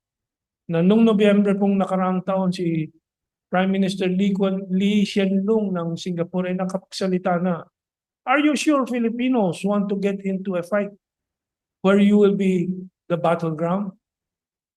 Mabigat po yung salitang yan, although hindi naman direkta. Kasi alam naman ng lahat po sa mundo, lalo-lalo ng ASEAN, na Amerikano sa likod po ng lahat ng mga kaguluhang ginagawa po sa relasyon po, na foreign relations, ang ginagawa po ng gobyerno sa kasalukuyan ng Pilipinas. Bakit po natin alam yan? Alam din kasi ng mga ASEAN members at ng Asian, yung Project Mushu ng Amerikano. Yung pong susunod po. Na tayo po ang talagang nagbubulgal po nito paulit-ulit. May team leader pa po sila. Si Raymond Powell po, yung second to the bottom there, Raymond Powell. Project Mushu team leader. Ano yung Project Mushu? Ang layunin ng Project Mushu, which is a project of the U.S. Naval Research, U.S. Naval Intelligence, na may civilian front, nilagay po nila sa University of Stanford, yung Gordian Knot Center for Innovative something, I don't remember the full name at the moment. Ang layunin po ng Project Mushu po ay siraan ng China, yung tinatawag nila assertive transparency, which is propaganda. At yung layunin ay to exact a reputational cost on China, meaning paninira po sa China. At gamit po ang mga tulad ni Tariela, mga elemento na kontrolado po nila sa Philippine Coast Guard, the Department of Foreign Affairs, and so on, para mag-udyok sa pagtutunggali diyan sa issue ng Ayungin Shoal na may kasunduan na noong pamang 1999 at diyan sa Scarborough Shoal. Okay, yan po si Raymond Powell. Ito ang background po. And mapapansin po ninyo, panoorin lang po niyo yung ANC, ABS-CBN, CNN. Laging ini-interview itong Raymond Powell. Kasi kasabwat ng mga oligarchs na may-ari po ng ating malalaking media, ang Amerikano sa lahat ng kabastusan po na ginagawa sa Pilipinas. Yung mga anchors nila, malalaki po ang bayad nila, alam natin yan. Kasi nga yan ay nagpapasasa mula sa mga panghihigop na ginagawa nila Manny Pangilinan sa ating kuryente, tubig, infrastruktura, etc. etc. Kailan tayo magigising dyan? Mga walang kwenta po yung mga magagandang, mga napakapusturang mga anchors po. Tulad ng Carmina, Constantino, yung mga ganyan. Mga walang kwenta yan, mga basura po yan. Takadakdak lang po yan. Walang integridad po yung mga yan. So, ayan, mga head start. Puro yan, puro Raymond Powell yan, kasama si Tariela. Bakit hindi pumuputok ang butsi ng Pilipino? Pag nakikita itong puti na ito, na nakikialam po sa mga nangyayari po sa bayan natin. Well, kasabwat kasi po ng mga Aboitis, kasabwat ng mga Manny Pangilinan, kasabwat ng mga Gibo, Teodoro, mga Martin Romualdez na nagpapasasa, samantalang ang Leyte, walang development, pero siyang bilyonaryo. Sa Sagittarius Mining, na isang Australian company siyang presidente. Kaya po hindi pumapalagyan sa mga puti. Si Martin Romualdez, si Gibo Teodoro. Well, tuloy po natin. Ano ang layunin ng Amerikano dyan sa Ayungin Shoal? Ayan po ang susunod. It's time to build combined forward operating base Sierra Madre. Ano yung operating base? Ayan po ay panggera po na base militar. Doon sa Sierra Madre gustong itayo. Kaya po tinutuloy, inaano nila, kinokontra nila ang China doon sa Ayungin Shoal. Bakit papayag ang China na magtayo ng lighthouse o ng bagong infrastruktura dyan? Inaanunsyo mo na gagawa ka ng combined forward operating base Sierra Madre. Bakit sila Tariela tahimik dito sa mga ulat na ganito? Sila Anyo. Clearly provocative project of the Americans. Binawalang hiya tayo ng sariling mga kagawad po natin dyan sa ating security agencies.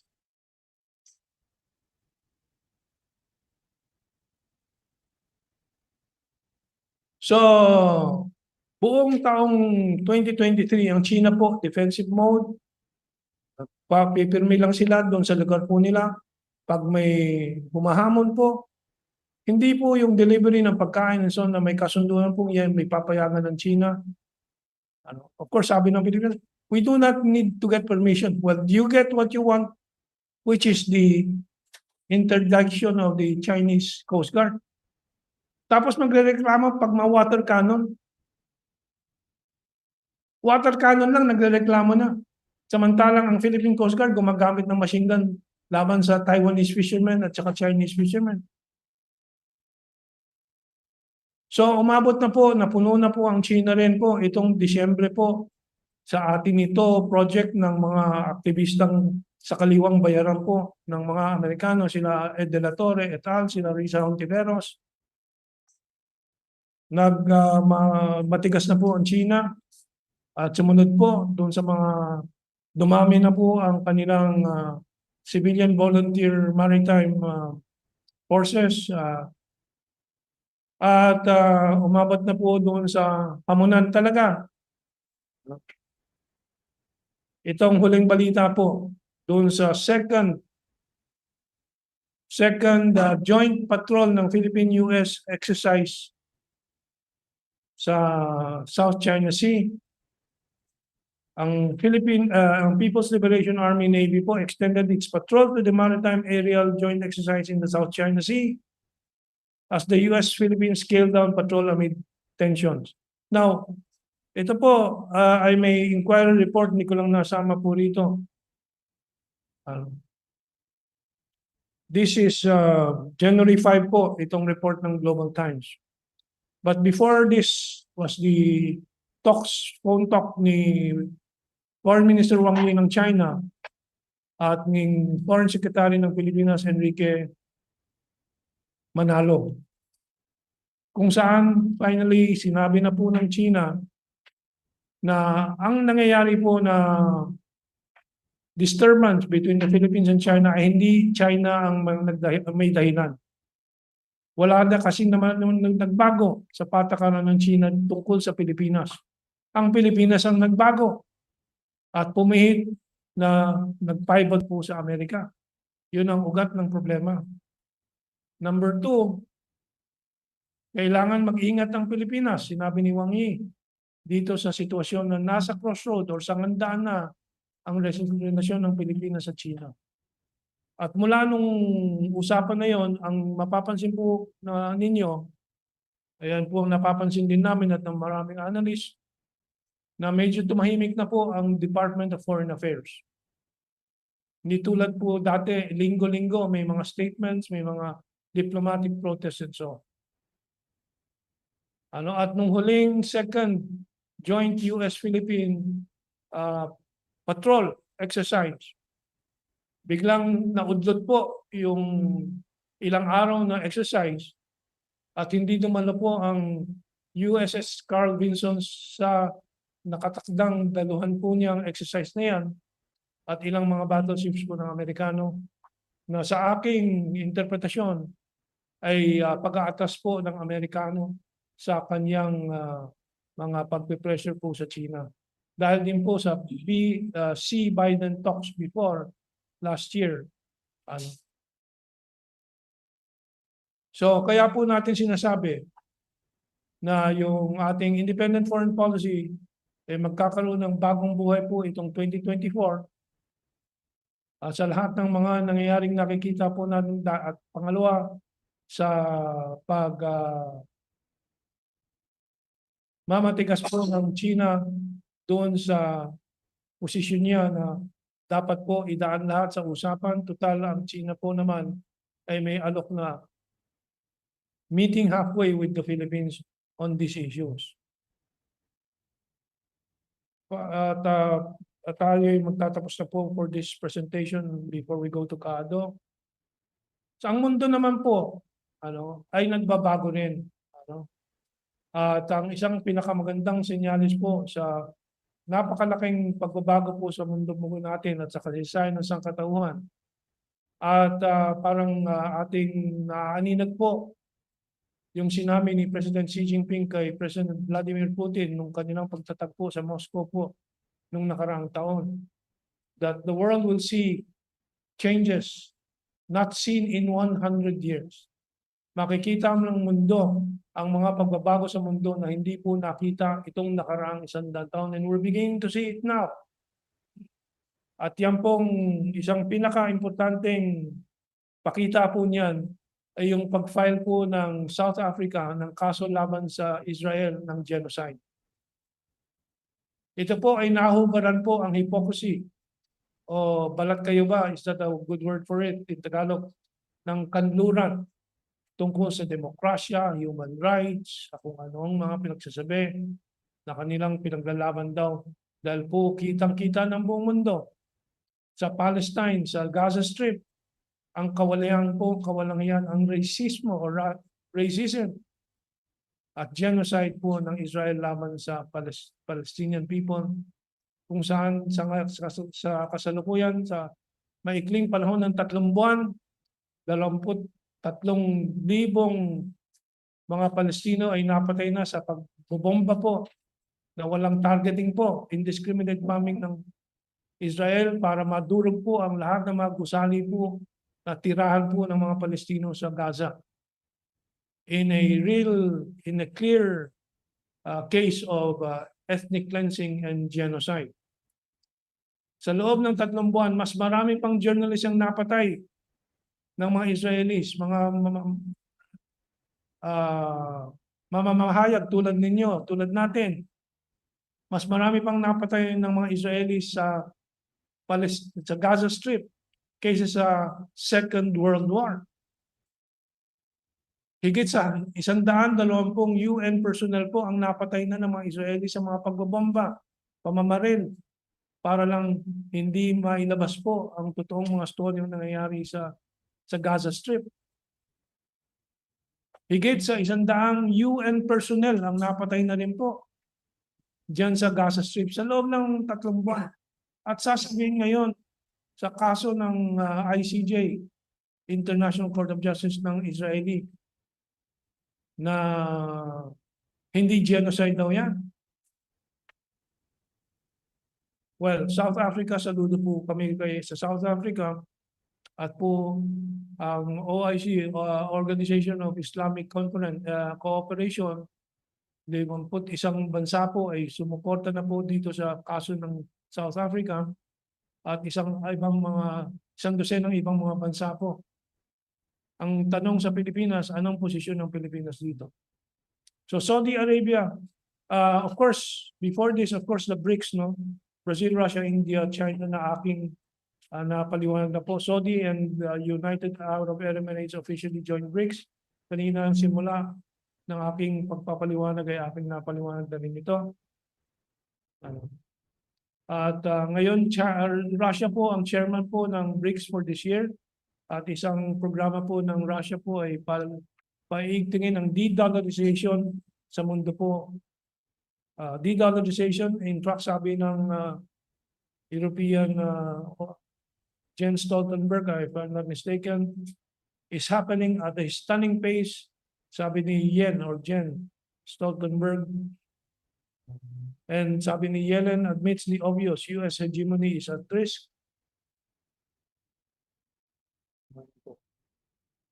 South Africa files case against Israel at International Court of Justice over genocidal war on Gaza. Israel is terrified the World Court will decide it's committing genocide dahil mangutusan po ng ICJ ang Israel na itigil kaagad ang mga pagbobomba. Pwede silang hindi sumunod pero mamroblema po ang Israel sa suporta po kahit ng European countries. Kahit na po if the USA supports Israel, marami pong mawawala na suporta sa ibang mga bansa sa Europa. Siyempre sa Global South, walang suporta po sa Israel dyan. Well, babalik po tayo sa how do we now manage, how does the country manage this national and international situation now? Tulad ng kaninang tanong ni Gina. So medyo napabilis po ang aking pagpapaliwanag. So final chapter po. managing the politics and diplomacy in 2024. Kanina si Madam Gina Mape po may tanong, paano natin mababagong isip ni Bongbong Marcos? Walang paraan except pressure. Pressure from the Americans made Bongbong Marcos betray his words, his father's legacy, and President Duterte's legacy of independent foreign policy, genuine build, and so on. Pressure of self-interest na ang ginawa po ng Amerika, and political pressure po with the threat of coup that the Americans are very known for using the American boys in the military. While counter pressure is already working from Duterte and from China. Kanina napaliwanag natin kung paano nanindigan na ang China at nag-warning na nasa sangandaan na po ang relasyon ng Pilipinas sa China at mag-isip-isip po ang Pilipinas. Well, ang Department of Foreign Affairs ay mukhang tumahimik at medyo mas malalim na ang pag-iisip tungkol diyan sa kanilang approach to the relations with China and these issues. Ang Duterte forces naman po ay nasa propaganda counter-attack with the pulveronic video ni BBM and other forces po. But Jaime Marcos is pushing for talks between Bongbong Marcos and ex-President Duterte, and ayon doon sa mga ulat po, payag naman si Bongbong Marcos, but we don't know if he will respond to sense o katwiran.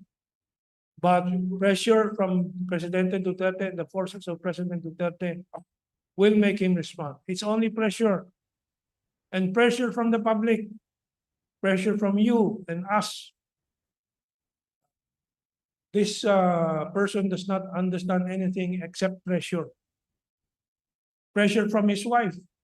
Siya'y bumibigay na.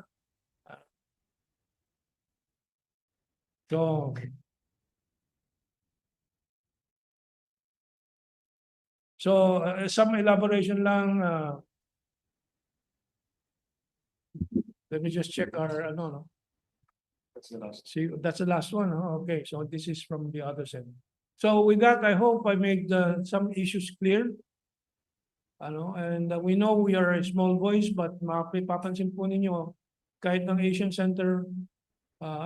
Century Philippines Strategic Studies Institute po in 2023, was a singular force in countering the disinformation from Tariela and Raymond Powell.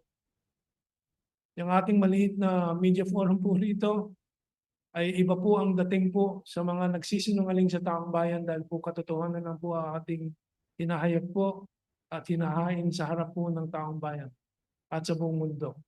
So we thank you for your continuing following at marami po sa ating followers and supporters po ay katulong po natin sa pagpapalaganap po ng katotohanan at pagkaganap po ng katungkulan natin hindi lang po para sa Pilipino kundi para sa sangkatauhan at sa kasaysayan po to the history of mankind na nakikita po natin tuloy-tuloy na umaasenso po ang mankind. Just 70 years ago po tayo api na bansa. South Africa was still under apartheid. 75 years ago, ang mga Palestino ay tinaboy.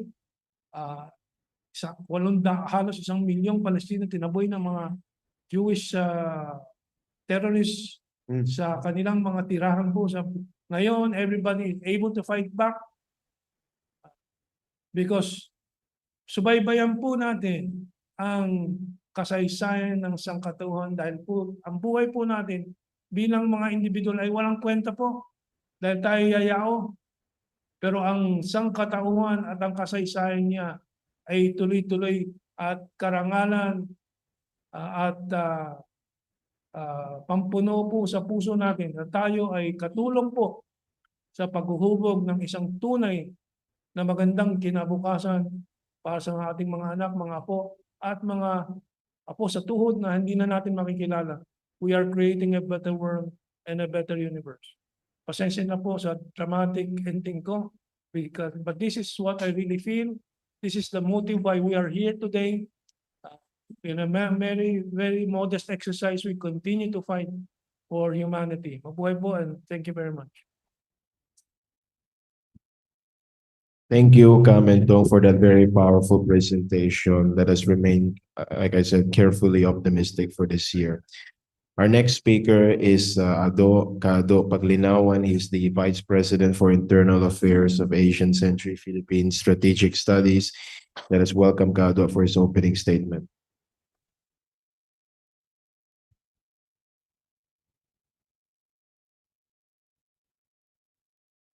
Napakaganda ng tanong.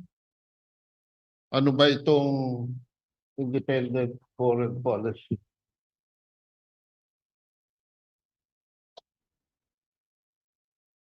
Unang-una, kailangang maintindihan muna nating lahat at lalo-lalo na mga nanunungkulan sa gobyerno kung sino talaga ang may hawak ng poder sa Pilipinas. Sa isang demokrasya. At ang sagot dyan ay nasa ating saligang batas. The people is the absolute sovereign.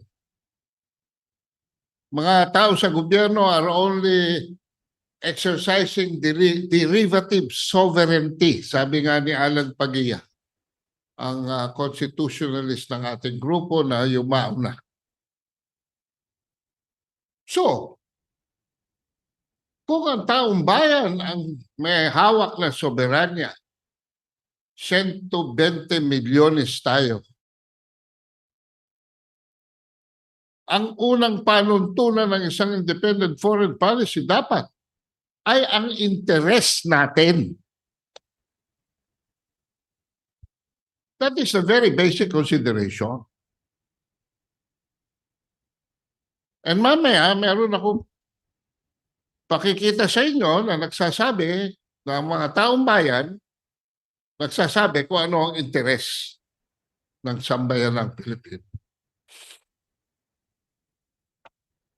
Habang tayo ay nandiyan sa loob ng ating bansa, ang pangalawang dapat natin isaalang-alang towards an independent foreign policy, tayo ba'y nakatali sa ibang interes, liban sa interes ng ating bayan? At ang sagot dyan ay oo. Dahil sa isang antiquated treaty called the Mutual Defense Treaty that establishes a military alliance between us and the United States.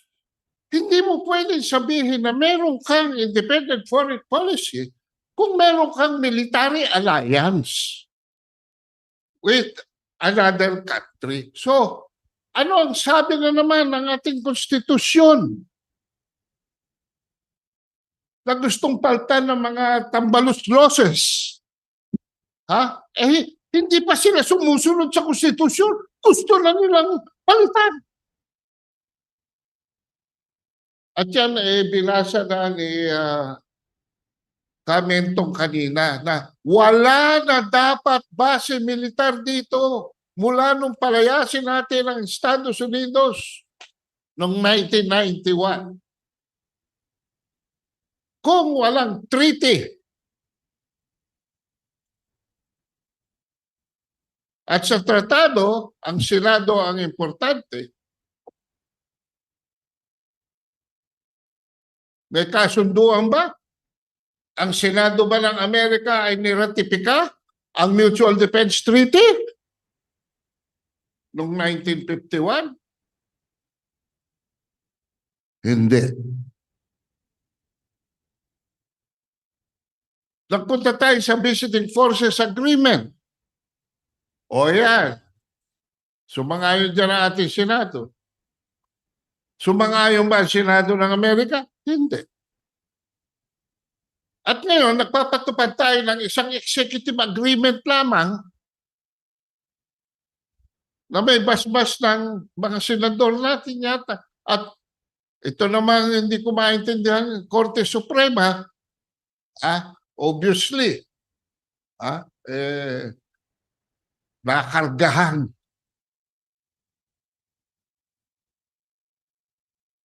Pero klarong-klaro, at ito ay isang usapin na very important ngayon dahil sa April 28, 2024, mag-expire na ho ang EDCA at hindi lamang ang kinabukasan ng EDCA, kundi kinabukasan ng Visiting Forces Agreement at kinabukasan ng Mutual Defense Treaty, ang dapat once and for all i-abrogate na. Bakit?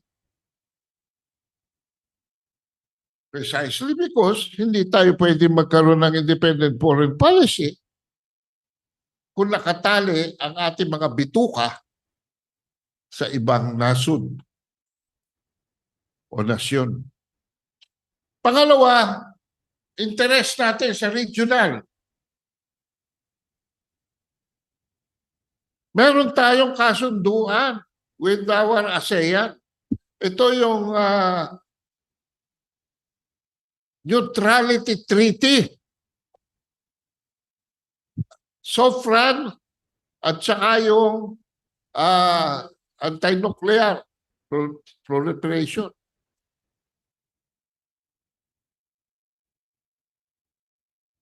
Ang ginagawa ba natin ngayon ay sangayon sa mga kapitbahay natin? Hindi. Kaya nga sa puwera na tayo rito sa ASEAN eh.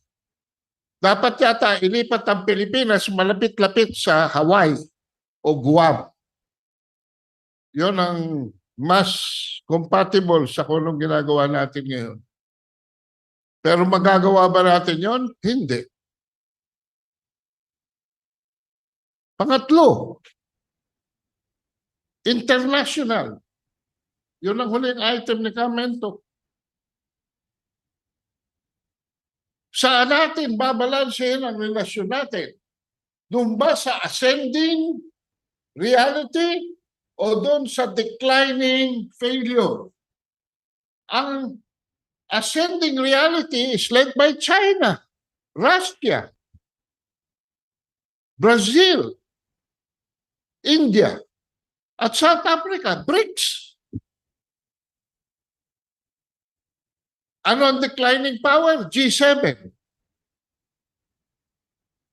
Sumusunod ba tayo doon? Hindi na naman. Dito tayo sa palubog na eksena. Kaya nga, ang taong 2023 ay napaka-unfortunate sa ating kinabukasan. Nagpunta si Bongbong Marcos sa China, nakikipagkamay kay Xi Jinping, yung pala, may pinadala siya sa Washington, D.C. Ha? May pinadala siya sa Washington, D.C., yung OIC ng Department of National Defense. At habang siya nakikipagkamay kay Xi Jinping, pumipirma naman itong si Charlie Galvez sa 4 additional sites ng EDCA dito sa Pilipinas. Panahon na ngayon 2024, tanggalan ng mga maskara ng mga nambubudol-budol sa ating bayan. Masahol pa sa double speak ang ginagawa ng gobyernong ito.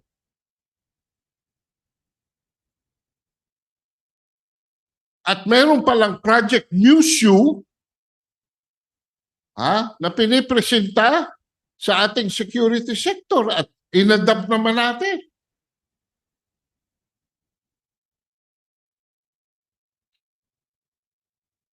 Para i-promote ang ating soberanya.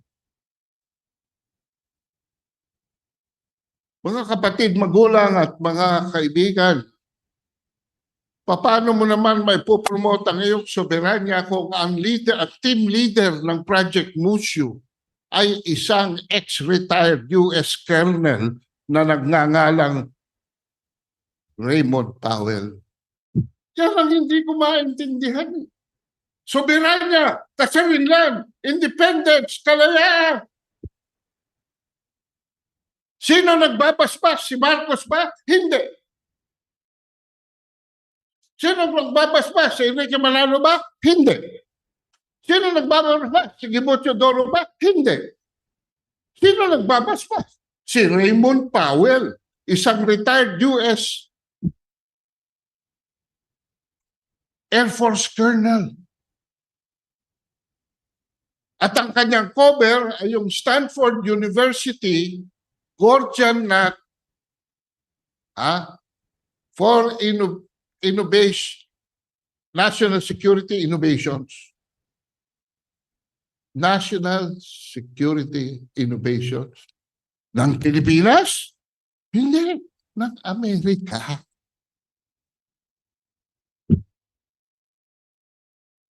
So nabisto. Ito palang isang corner na ito ng Stanford University ay pag-aari ng US Naval Institute. At walang ginawa itong si Powell. Sabi niya, innovation, sabi niya, magdidisentangle ng Gordian knot, pero mas marami pang Gordian knots ang ginawa niya throughout the year. Napakatanga naman natin. Nakakahiya tayo. Nabudol-budol na naman tayo ng mga Amerikano. Well, maraming tumawag sa akin dahil ako po ay nagsulat na ng 4 ng 5 series ng article sa Asian Century Philippines Journal. At doon sinabi ko that Project Mushu was a big-time failure. Maraming tumawag sa akin. Anong problema mo? Na failure yan. Ang unang pruweba ko, si Raymond Powell mismo sumuko. Ano ang sabi niya? We need a new conversation with the Philippine government. Pangalawa, ang nainganyo nilang nasyon sa buong mundo to less than 200 United Nations members ay 25 lamang. Karamihan member pa ng G7 o G20 to include Australia, Japan, Korea, and the European Union. 25 lang out of.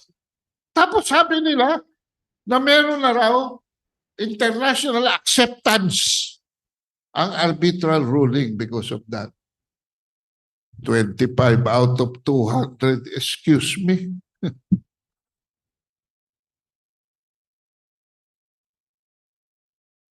Pangatlo, the pruweba ko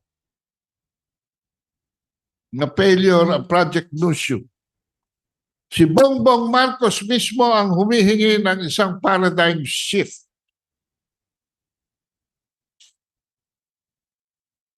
Siya mismo humihingi. Pero medyo hindi ko maintindihan ang language niya kasi incoherent. Hindi solid. Durog-durog, parang pulburon ang statement niya. Bakit? Eto. There's a need for a paradigm shift because our current diplomatic efforts with Beijing are going in a poor direction. Excuse me, Mr. President. What diplomatic efforts are you talking about? This is not an accurate statement. As a matter of fact, what road did you take? Binili mo yung old narrative ng Noynoy Aquino government based on the strat-based Albert del Rosario advice of projecting China as a bully. Nag-fail na yun. Even after the arbitral ruling came up with the award. Inulit pa. Pre-project museum mo pa. Eh wala naman dinagdag kundi mga satellite feed. Ha? Kesyo transparency raw. Wala naman bagong narrative. Ganun pa rin. Ang projection, China is a bully. Ano ang tactics? Fishing for a false flag na magkamali ang China. So binago yung mga patakaran ng dating Pangulong Duterte and they started doing something else. And the first casualty was diplomacy, Mr. President. Ang diplomacy, hindi yung gagawa ka ng gulo, tapos aaregluhin mo.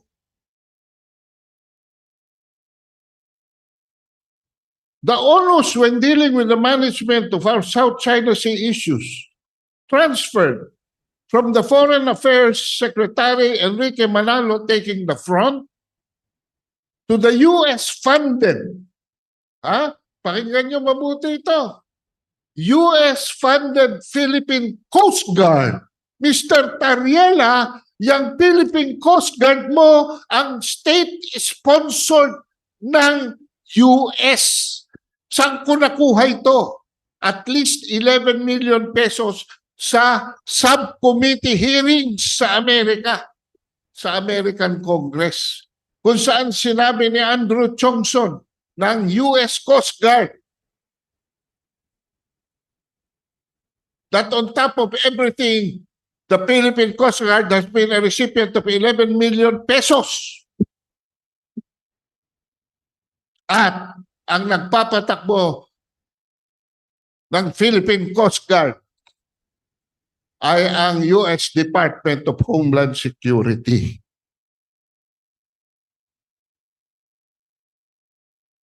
US-funded PCG taking the initiative piloted by the US Naval Institute with the Defense Secretary, the National Security Advisor, and his spokesperson, the AFP Chief of Staff, the AFP Westcon Chief, and the Philippine Navy dovetailing with J. Tariela as their spokesperson.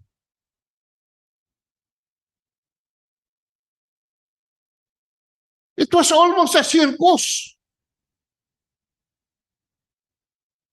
Tayo pa ang tinatawag ng mga traidor. Si Sasurgando sa SOT, traidor daw. Ha? Samantalang sila, traidor dahil tumatanggap daw ng state-sponsored funding. Pero sino tumanggap ng state-sponsored funding? Unang-una PCG, kasasabi ko lang, at Rappler, Vera Files, nako, tingnan nyo na lang yung mga pinagsasabi ni Bubi Tiglao, nandun ang listahan. In US dollars.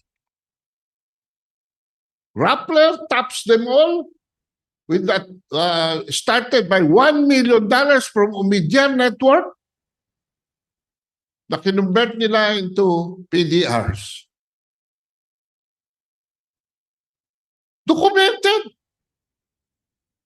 Meron bang nagtatawag sa Rappler ng traidor? Meron bang nagtatawag sa Vera Files ng traidor? Meron bang nagtatawag sa kanila sa Philippine Coast Guard ng mga traidor?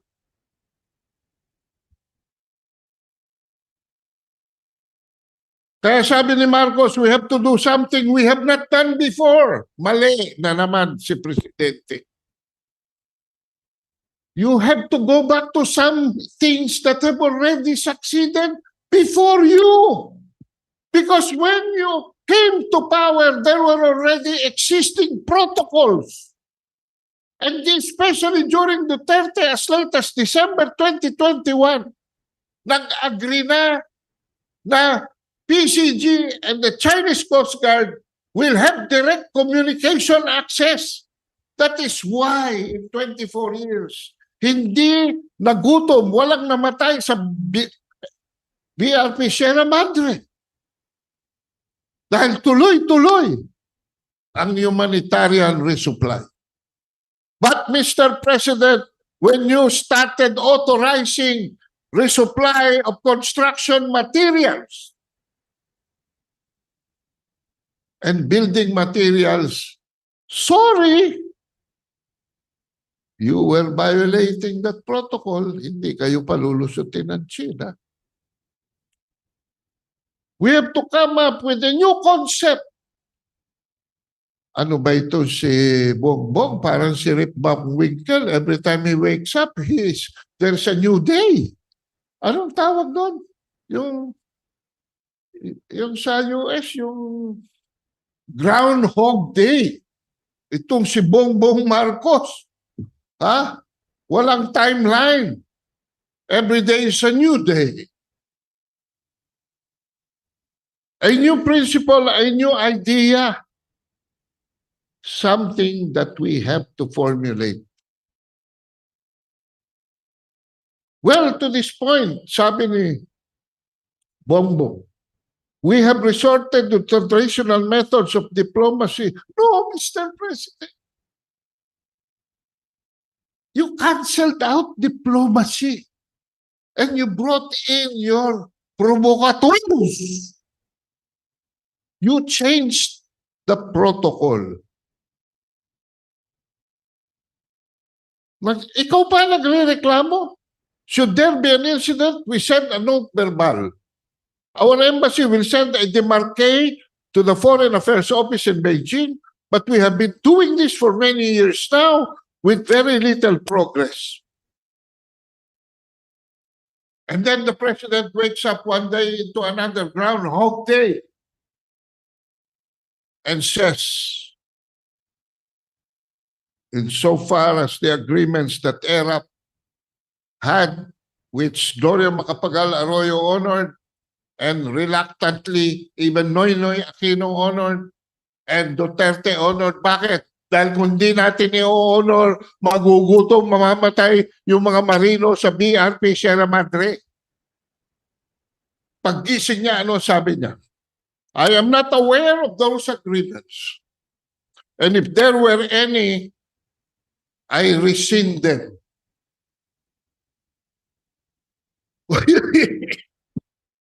Eh di wala na lahat yung agreement. Para-barabay na lang tayo. Tapos nagre-reklamo ka, and now you're looking for the diplomacy. Inalis po ninyo yung diplomacy. Nag-uusap-usap na ho. 5 bilateral consultation meetings even before COVID-19. And that is why ini-implement na natin yung ating sovereignty rights through bilateral negotiation. What is my proof of that? We signed a memorandum of understanding for a 60-40 oil and gas agreement. Isn't that an implementation of our sovereignty rights? In read back? Isn't that an acknowledgement of the China that they are conceding to us certain of their sovereignty rights and that we're meeting halfway? Ang problema, hindi naman siguro nakakalamang ka sa kanila, kukuha pa ka ng mga cabinet members below the IQ of a dolphin. Alam niyo ba yung dolphin? Yung lumba-lumba? Ang IQ ng dolphin, 90. Karamihan sa cabinet ni Bongbong Marcos, mababa pa doon ang IQ. Walang achievements. Isa lang ang nagpakita ng achievement. Ang Secretary of Education. Pero hindi na ako lalaon dyan. Here is the statement of your own sister acknowledging and confirming my observations and analysis that the arbitral decision may have invalidated, according to UNCLOS, only China's 9-line Hindi naman nila kine-claim, pero claim sinabi niya, but also shrunk the Philippine sovereign claims in the Kalayaan Island Group. Why? Ito hindi nila siya sabi kasi sabi nila nung lumabas yung arbitral rule, victory! Wait a minute! Mr. Carpio, hindi ho victory yan. Bakit? Natapakan ho yung Presidential Decree 1596 na wala ho yung Kalayaan Island Group. Hindi ho na-approve yung archipelago. At walang nakasaad sa arbitral ruling that we were awarded any of the islands that we were claiming. Kung meron, pakita nyo sa akin. The result of that declaration is that some rocks are entitled to a territorial sea but none are entitled to EEZ. Ito na. This is the Boljak. This is a fact long suppressed. Ayan na. By those who failed at diplomacy and now promote a more belligerent confrontation with China. This was stated in 2021. Even before Bongbong Marcos swore to office. 1 year before.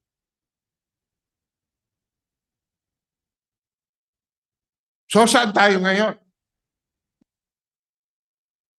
We are back to zero dahil nirescind lahat ni Marcos eh. Lahat ng mabubuting usapan, lahat ng mga kasunduan, nirescind niya lahat. Basta hindi niya alam, nirescind niya. So balik tayo kung saan ako nagsimula. Ano ba talaga ang smoking gun? What is the interest, most urgent national concerns of the Filipino people? At alam natin yan. Dahil nung September, prinisent natin yung survey ng Pulse Asia. At nitong December, Joshua, could we go to the next slide? Nitong December, naglabas na naman ang Pulse Asia ng update. And please look at this. Pupunta ako sa ilalim. Diyan. Defending the integrity of Philippine territory against foreigners. 7 in September. Diyan. Balik tayo sa December. 6. Bumagsak pa lang 1 point. Despite Project Mushu, atin ito, Christmas Convoy, water cannon, green laser, acoustics, resupply mission, collision, lahat ng paarte-arte ni Raymond Powell at ni Jay Tariela, effect. In fact, nagalit pa yung 1%. Bumagsak na lang tayo sa 6. Ayan, mga kabansa, 6 na lang. 3 months ago, 7 na yan. Ang number 1 concern ng Pilipino, pareho pa rin. Controlling inflation. In other words, if you look at this, it's still the economy, stupid. And law and order. Nandito sa bottom. Itong agenda ni Bobo Marcos. So kung ikaw ay magpaparadigm shift, Mr. President,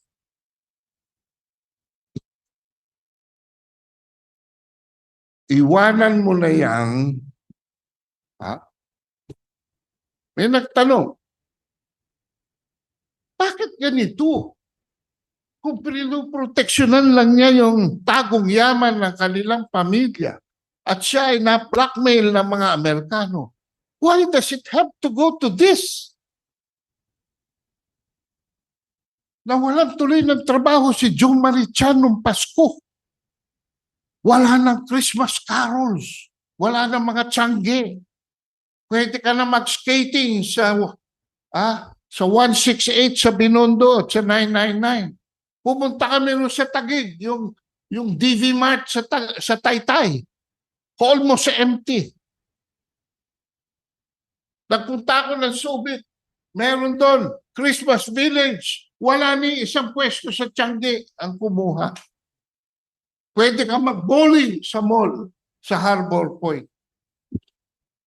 Napuno lang yata ang mall nung bisperas na ng Pasko. Malapit na dahil nagkainan na sa labas ang mga pamilya.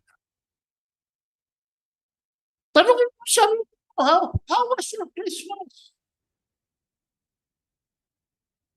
Were you better today than one day before Marcos swore into office?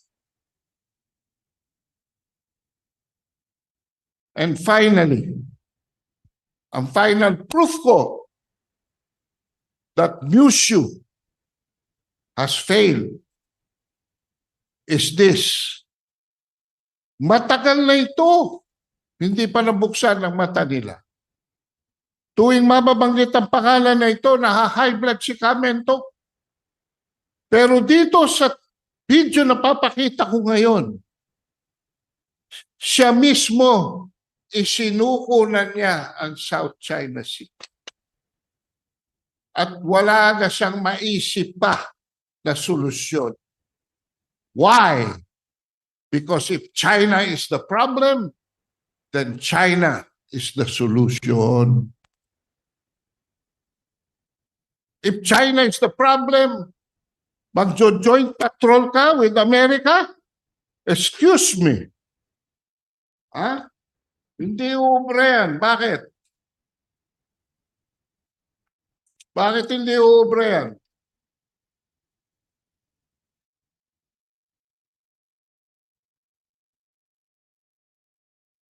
That violates UNCLOS. Any third parties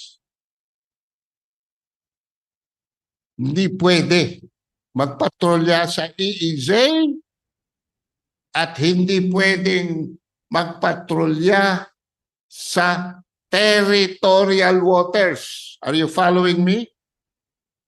Hindi pwede mag-joint patrol sa 200 nautical miles. Hindi rin pwedeng mag-joint patrol sa 12 nautical miles.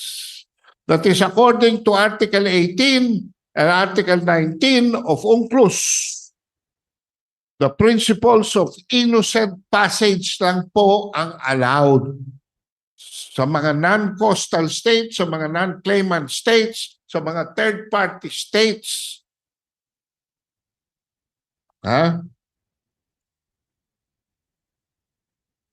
The following: any exercise or practice with weapons of any kind, any act aimed at collecting information to the prejudice of the defense and security of another coastal state, any act of propaganda, katulad ng mga newsmen na nakasakay sa mga barko-barko, hindi allowed yan. They are not personnel of the Philippine Coast Guard. The launching, landing, or taking on board of any aircraft and any military device. O hindi ba nag-load tayo ng helicopter natin sa Carl Vinson? And any other activity not having a direct passage, have no bearing on direct passage. Hindi pwede. Nag-comment dito sa akin si Tess Baltasar. I hope you're listening. Tess, sinabi mo, si Tess po ay sa tanggulang demokrasya. Bakit hindi pwede ang US, pero ang China pwede dyan? O, yan ang problema. See? So long as we are in denial that there is a contesting party to our claims with a more superior claim, our claim is sovereignty rights, China's claim is sovereignty, walang mangyayari sa ating legalism. Walang mangyayari sa ating legalism. Bakit? Tama si Geopolitical eh. Oh. Ano sabi ni Gibo? China is converting the South China Sea into a lake of China. Tama si Gibo. Mali lang yung tense. Why? Because as far as China is concerned, it has always been China's lake. Hello, Gibo. Bartap Nutshell of 1989. Kung puro basura ang researcher mo, matatalo ang kaso ng miski na sinong magaling na abogado. Eh dito pa lang sa tense, talo ka na eh. But he went overboard when he said this is part of their narrative, part of their move to unilaterally pound to submission other countries to acquiesce into what international law with respect to the law of the sea is. Mali ka na dyan. China's claims are not unilateral, but legitimized by its historic rights and customary law. By historic rights, surviving 3 wars in recent history, the First and Second Sino-Japanese War, World War II, and confirmed through statutory construction by attendant communiques and treaties starting with the Cairo Conference, and that legalizes their presence. In terms of customary law, yung hindi nakasulat, the South China Sea and all of the islands, rocks, low tide elevation, as well as waters outside of our 12 nautical miles, are ultimately China's sovereign territory by exercise of effective control. That means, unless we can substitute China's exclusive and effective control in the area, it cannot be our territory. And can we? Duterte himself says, we cannot war. We cannot war with China. Pero ang problema, nung pumasok si Geopolitical dyan, ang sabi niya, what we need in the South China Sea is deconflicted. Tanggalin ang conflict. Pero anong ginagawa niya ngayon? He sounds more dogmatic and confrontational. Alam mo, sabi niya, kay Karen Davila, we must move China out of there. Hello, Mr. Senator, ex-future senator, ex-future president, ex-future secretary. We have stood up, sabi ni Gibo, to China firmly and consistently beginning to resupply at Ayungin. Why?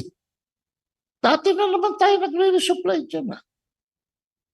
We must continue this momentum. We must continue our proactive diplomacy and engagements with like-minded countries, whether to the region or outside. Ayan na. So saan papunta ang paradigm ni Geopolitical? Geopolitical's paradigm is going towards joint patrols. Kaya nagpunta sa Japan, nagpunta dito Germany, at pero hindi papayag si Widodo.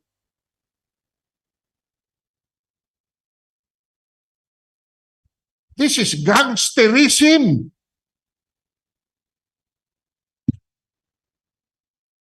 You are calling your gangsters to protect your sovereignty. My God. Nawala na tayo totally. We have lost our composure. Let these parting words of Greg Pollock wake us all up. Kung nagising si Greg Polling, dapat magising na rin tayo. At siya nagtatrabaho lang, pero ito sinabi niya, itong conviction niya, he's trying his best to find a solution. And he did not find it. Why? Ito ho ang problema, panuorin niyo.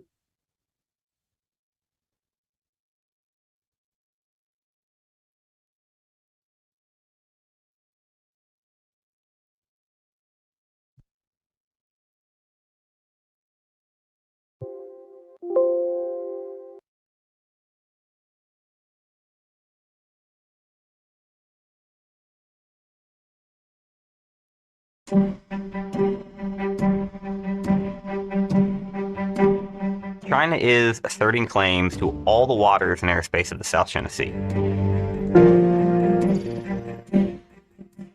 And they're doing it not primarily with military or law enforcement vessels. They're doing it with an armed militia that camouflages itself by operating on fishing boats. The Maritime militia is really the tip of the spear for China's power projection in the South China Sea. So the South China Sea is the most contested piece of geography on the planet. The largest recent deployment we've seen of this militia has taken place over the last 7 months around Thitu Island, which is occupied by about 100 Filipino civilians and a small military contingent. China has had dozens of these militia boats surrounding the island every day. On a shot from December 20th, what you see is 95 Chinese boats, the heaviest day that we have monitored around this feature. Every one of them are large, none of them broadcasting the signals that they should be to avoid collisions, none of them with nets or other gear in the water, none of them fishing. They just sit there for long periods of time, monitoring and intimidating the Filipinos. It seems clear that China's goal in the South China Sea is to establish effective dominance of all the waters and airspace within what they call the 9-dash line. They don't want to do that by fighting a military conflict with the United States or anybody else. What they want to do is use civilian actors, these paramilitary forces, to effectively control the space, make it impossible for their neighbors to operate, and therefore win without ever having to fight. The U.S. needs to turn away from strictly military responses. The U.S. Navy has a role in deterring outright aggression and backing up our partners. But the U.S. Navy cannot secure fishing rights for Filipinos. It can't secure law enforcement rights for the neighbors. The only thing that can do that is a diplomatic and maybe economic effort and try to convince China to modify its claims and especially its behavior, to take these paramilitary forces off the board before there's a crisis.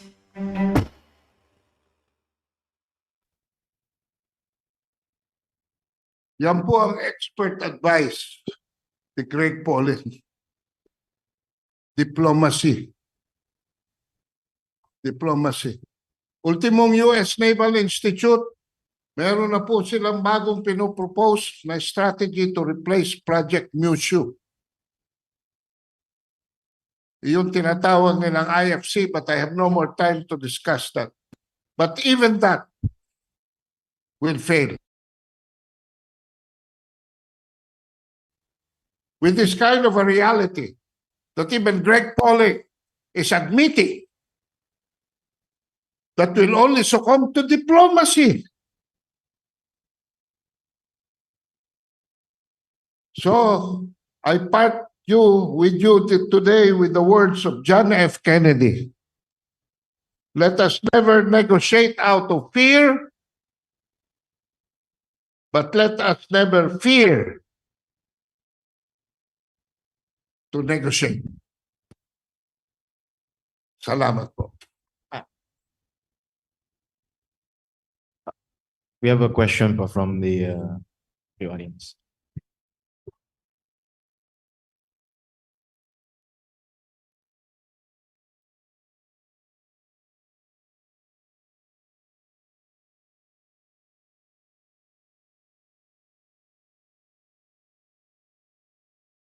How would you describe the relationship between the China and the Philippines given these developments?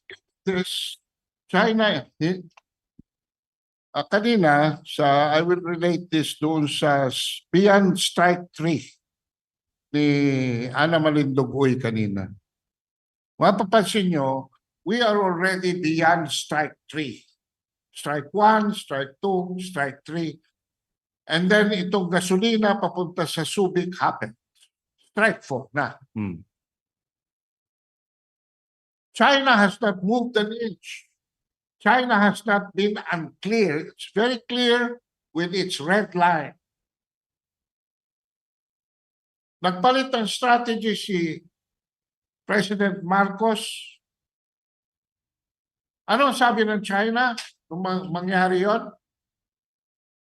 The South China Sea is not the totality of our relationship.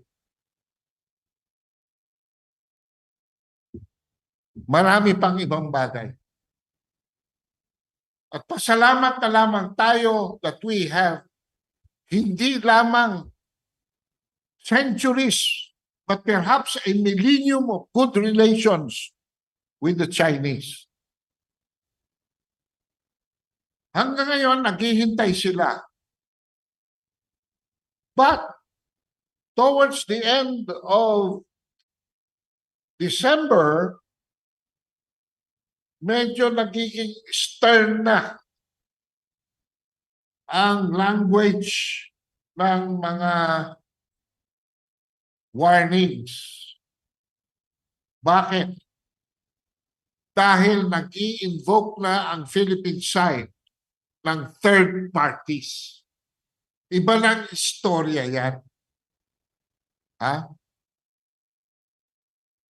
And I can only anticipate the future when there is a joint patrol, biglang sasabog. Yung barko ng foreigner, pero yung barko ng Pilipinas will not. Hindi ho tayo kinukonsider ng China as the enemy. Alam nila kung sino ang nagte-threaten sa kanila. Alam nila kung sino ang mga former colonial masters nila at gustong silang kontrolin once again.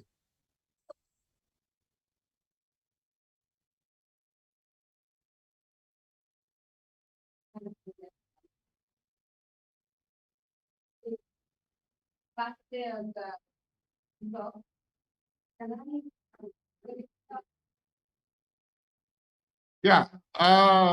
Ang paradigm shift dito, kung normal ang nag-iisip at hindi nagpupulburon, will lead to what you're saying. It should be towards economic cooperation. And we were already on the road to that. Pero kung ang pupuntahan ito is further provocations to joint patrols, at yung sinabi ko kanina wala na akong oras.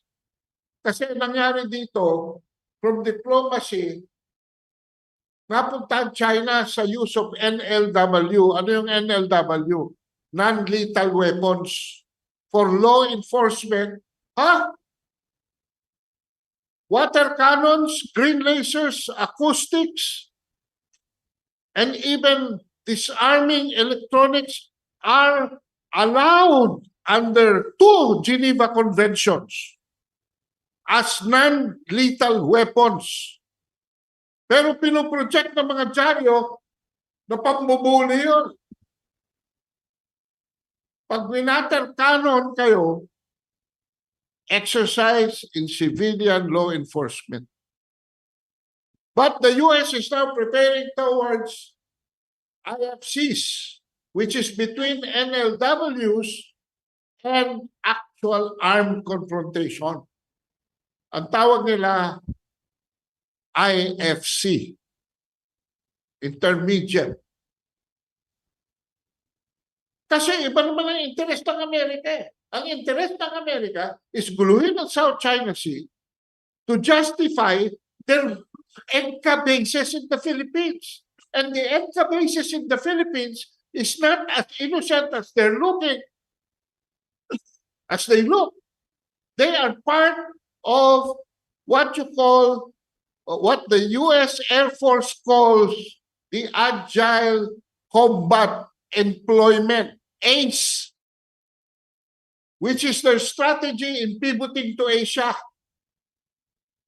What is ACE? Maliliit na mga bases na marami para kung aatake, hindi malaman kung sino nga atake, kung saan ang gagaling ang attack. And so a one-time counterattack will not debilitate the enemy.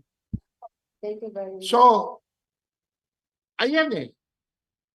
So, nilalayo. Sila ni Bochodoro, akala nila mga tanga tayo. Hinahati nila, inihiwalay nila yung bases dito sa kaguluhan sa West Philippine Sea. The fact is, they are really courting false flags sa West Philippine Sea to show the world, yun ang aking narrative, that China is really aggressive in harassing. No. Ang sabi ng tao, sino naniwala? 25 countries. Sino naniwala? From 7 to 6%. Walang naniniwala sa inyo. So, saan tayo dapat pumunta? Ibalik natin ang prioridad sa national concerns ng taong bayan. Bongbong Marcos promised us a post-pandemic economic recovery. Ang dami ng mga pinangako towards a better life. Ang tanong ko sa inyo, is your life better now than 18 months ago? So, the paradigm shift should be towards those economic priorities. Alam ba ninyo na baka hindi lumampas ng 300,000 ang Chinese tourists last year sa Pilipinas? Bakit? Inipit ng Amerikano ang visa issuances ng Chinese nationals coming to the Philippines for tourism. And yet, in 2019, 1.8 million na yan.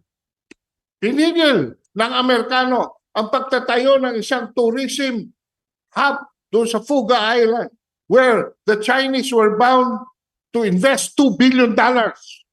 Pinigil ng Amerikano ang turnover ng hundreds sa Chinese interest. China ang may pinakamaraming parokyano na bibili ng barko. Sino ang pinag-take over nila? American, Australian interest. In the peak of the Hanjin industries in Subic, 33,000 ang employed.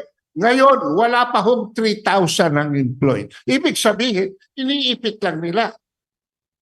Pero kung yan ay napasa China, naging hub na sana tayo ng shipbuilding ng China kasi kailangan mamudmud ng China sa kanilang mga parokyanong states ng mga murang barko.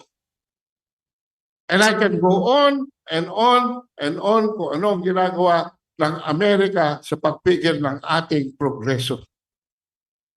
So, bumalik tayo doon sa prioridad na makatao at para sa sambayan ng Pilipino. Anong model na ating gagamitin? Simple lang. Huwag na tayong lumayo.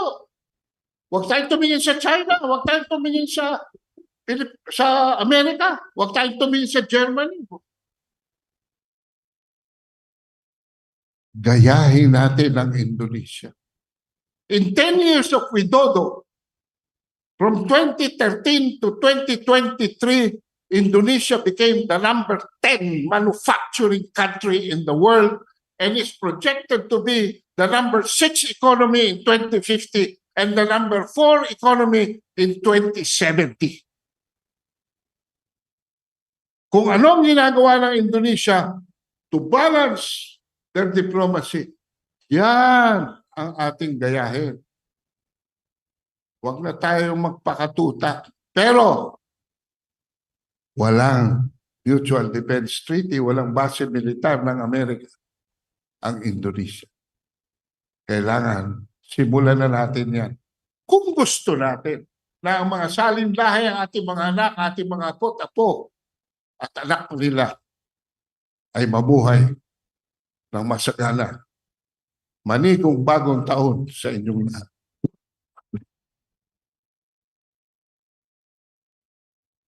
Okay, are there any other further questions from Zoom, from Facebook or YouTube? Let's get through them shortly.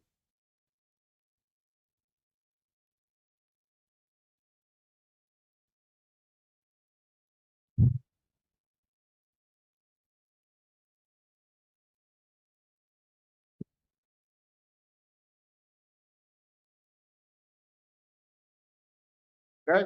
Go ahead.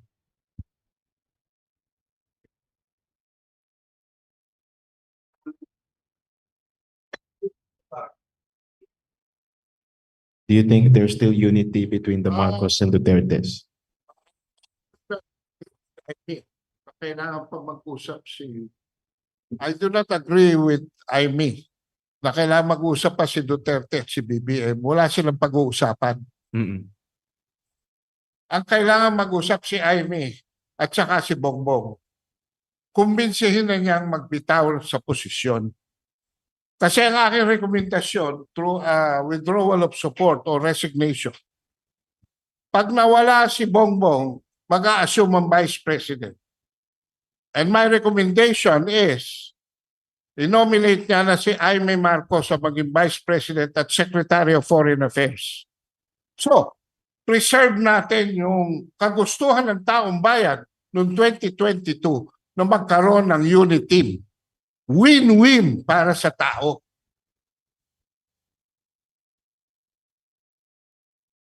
I beg your pardon? Satisfied with President Marcos is leading the country? No. Is there any reason why the Philippines should be satisfied with any of the performance of Bongbong Marcos? What has he delivered to this country? He has brought us to the brink of war, in harm's way. So it's not just out of a personal dissatisfaction with the president. Ang sabi ko nga kanina, iisa lang sa cabinet niya nag-deliver. 70% reform, structural reform on the elementary and intermediate curriculum. Something that we deserve.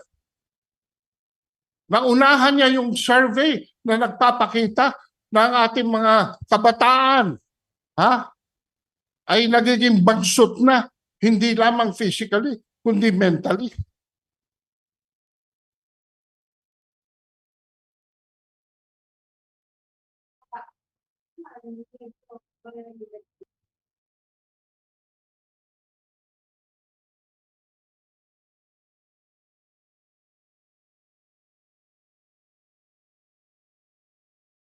Will it be? It's already before.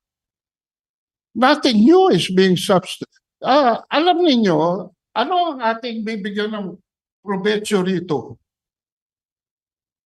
Yung sitwasyon ni Marcos o sitwasyon ng bayan? Mamili kayo. Bayan muna, di ba?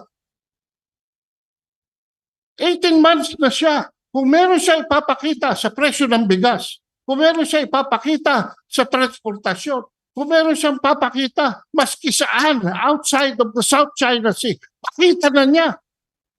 Wala pa hanggang ngayon. At pinaka-importante dyan, Diyos mio, wala siya sinasabi over the charges of corruption that has peppered this administration. Wala. Hindi niya tinatanggi. At alam na natin kung sino talaga nagdidesisyon. Hindi yung inelect natin noong May 2022. Ang nagdidesisyon ngayon is unelected who is lording it over the guy that we elected in 2022. Sa mga simple and all the way hanggang ngayon nagkakatanggalan. By the way, iba na ang SBMA chairman. Si Alino na. So, nagtanggal na naman. And then, si Department of Finance. No? So anyway, so Alright. marami akong susunod dyan. Sunod-sunod na yan. But all these replacements will be meaningless if we will remain rudderless. Ano ba talaga ang direksyon ng administrasyong ito? Gulong-gulo na kami. Maraming salamat. Thank you, Kado. Thank you to all of our speakers. Kamentong, Kado, Professor Ana Uy. No. And everyone who joined us on Facebook, YouTube, and Zoom, and in the live stream and the replay. Happy New Year. Thank you for joining us in our first forum to talk about the real issues of the nation. God bless. Thank you.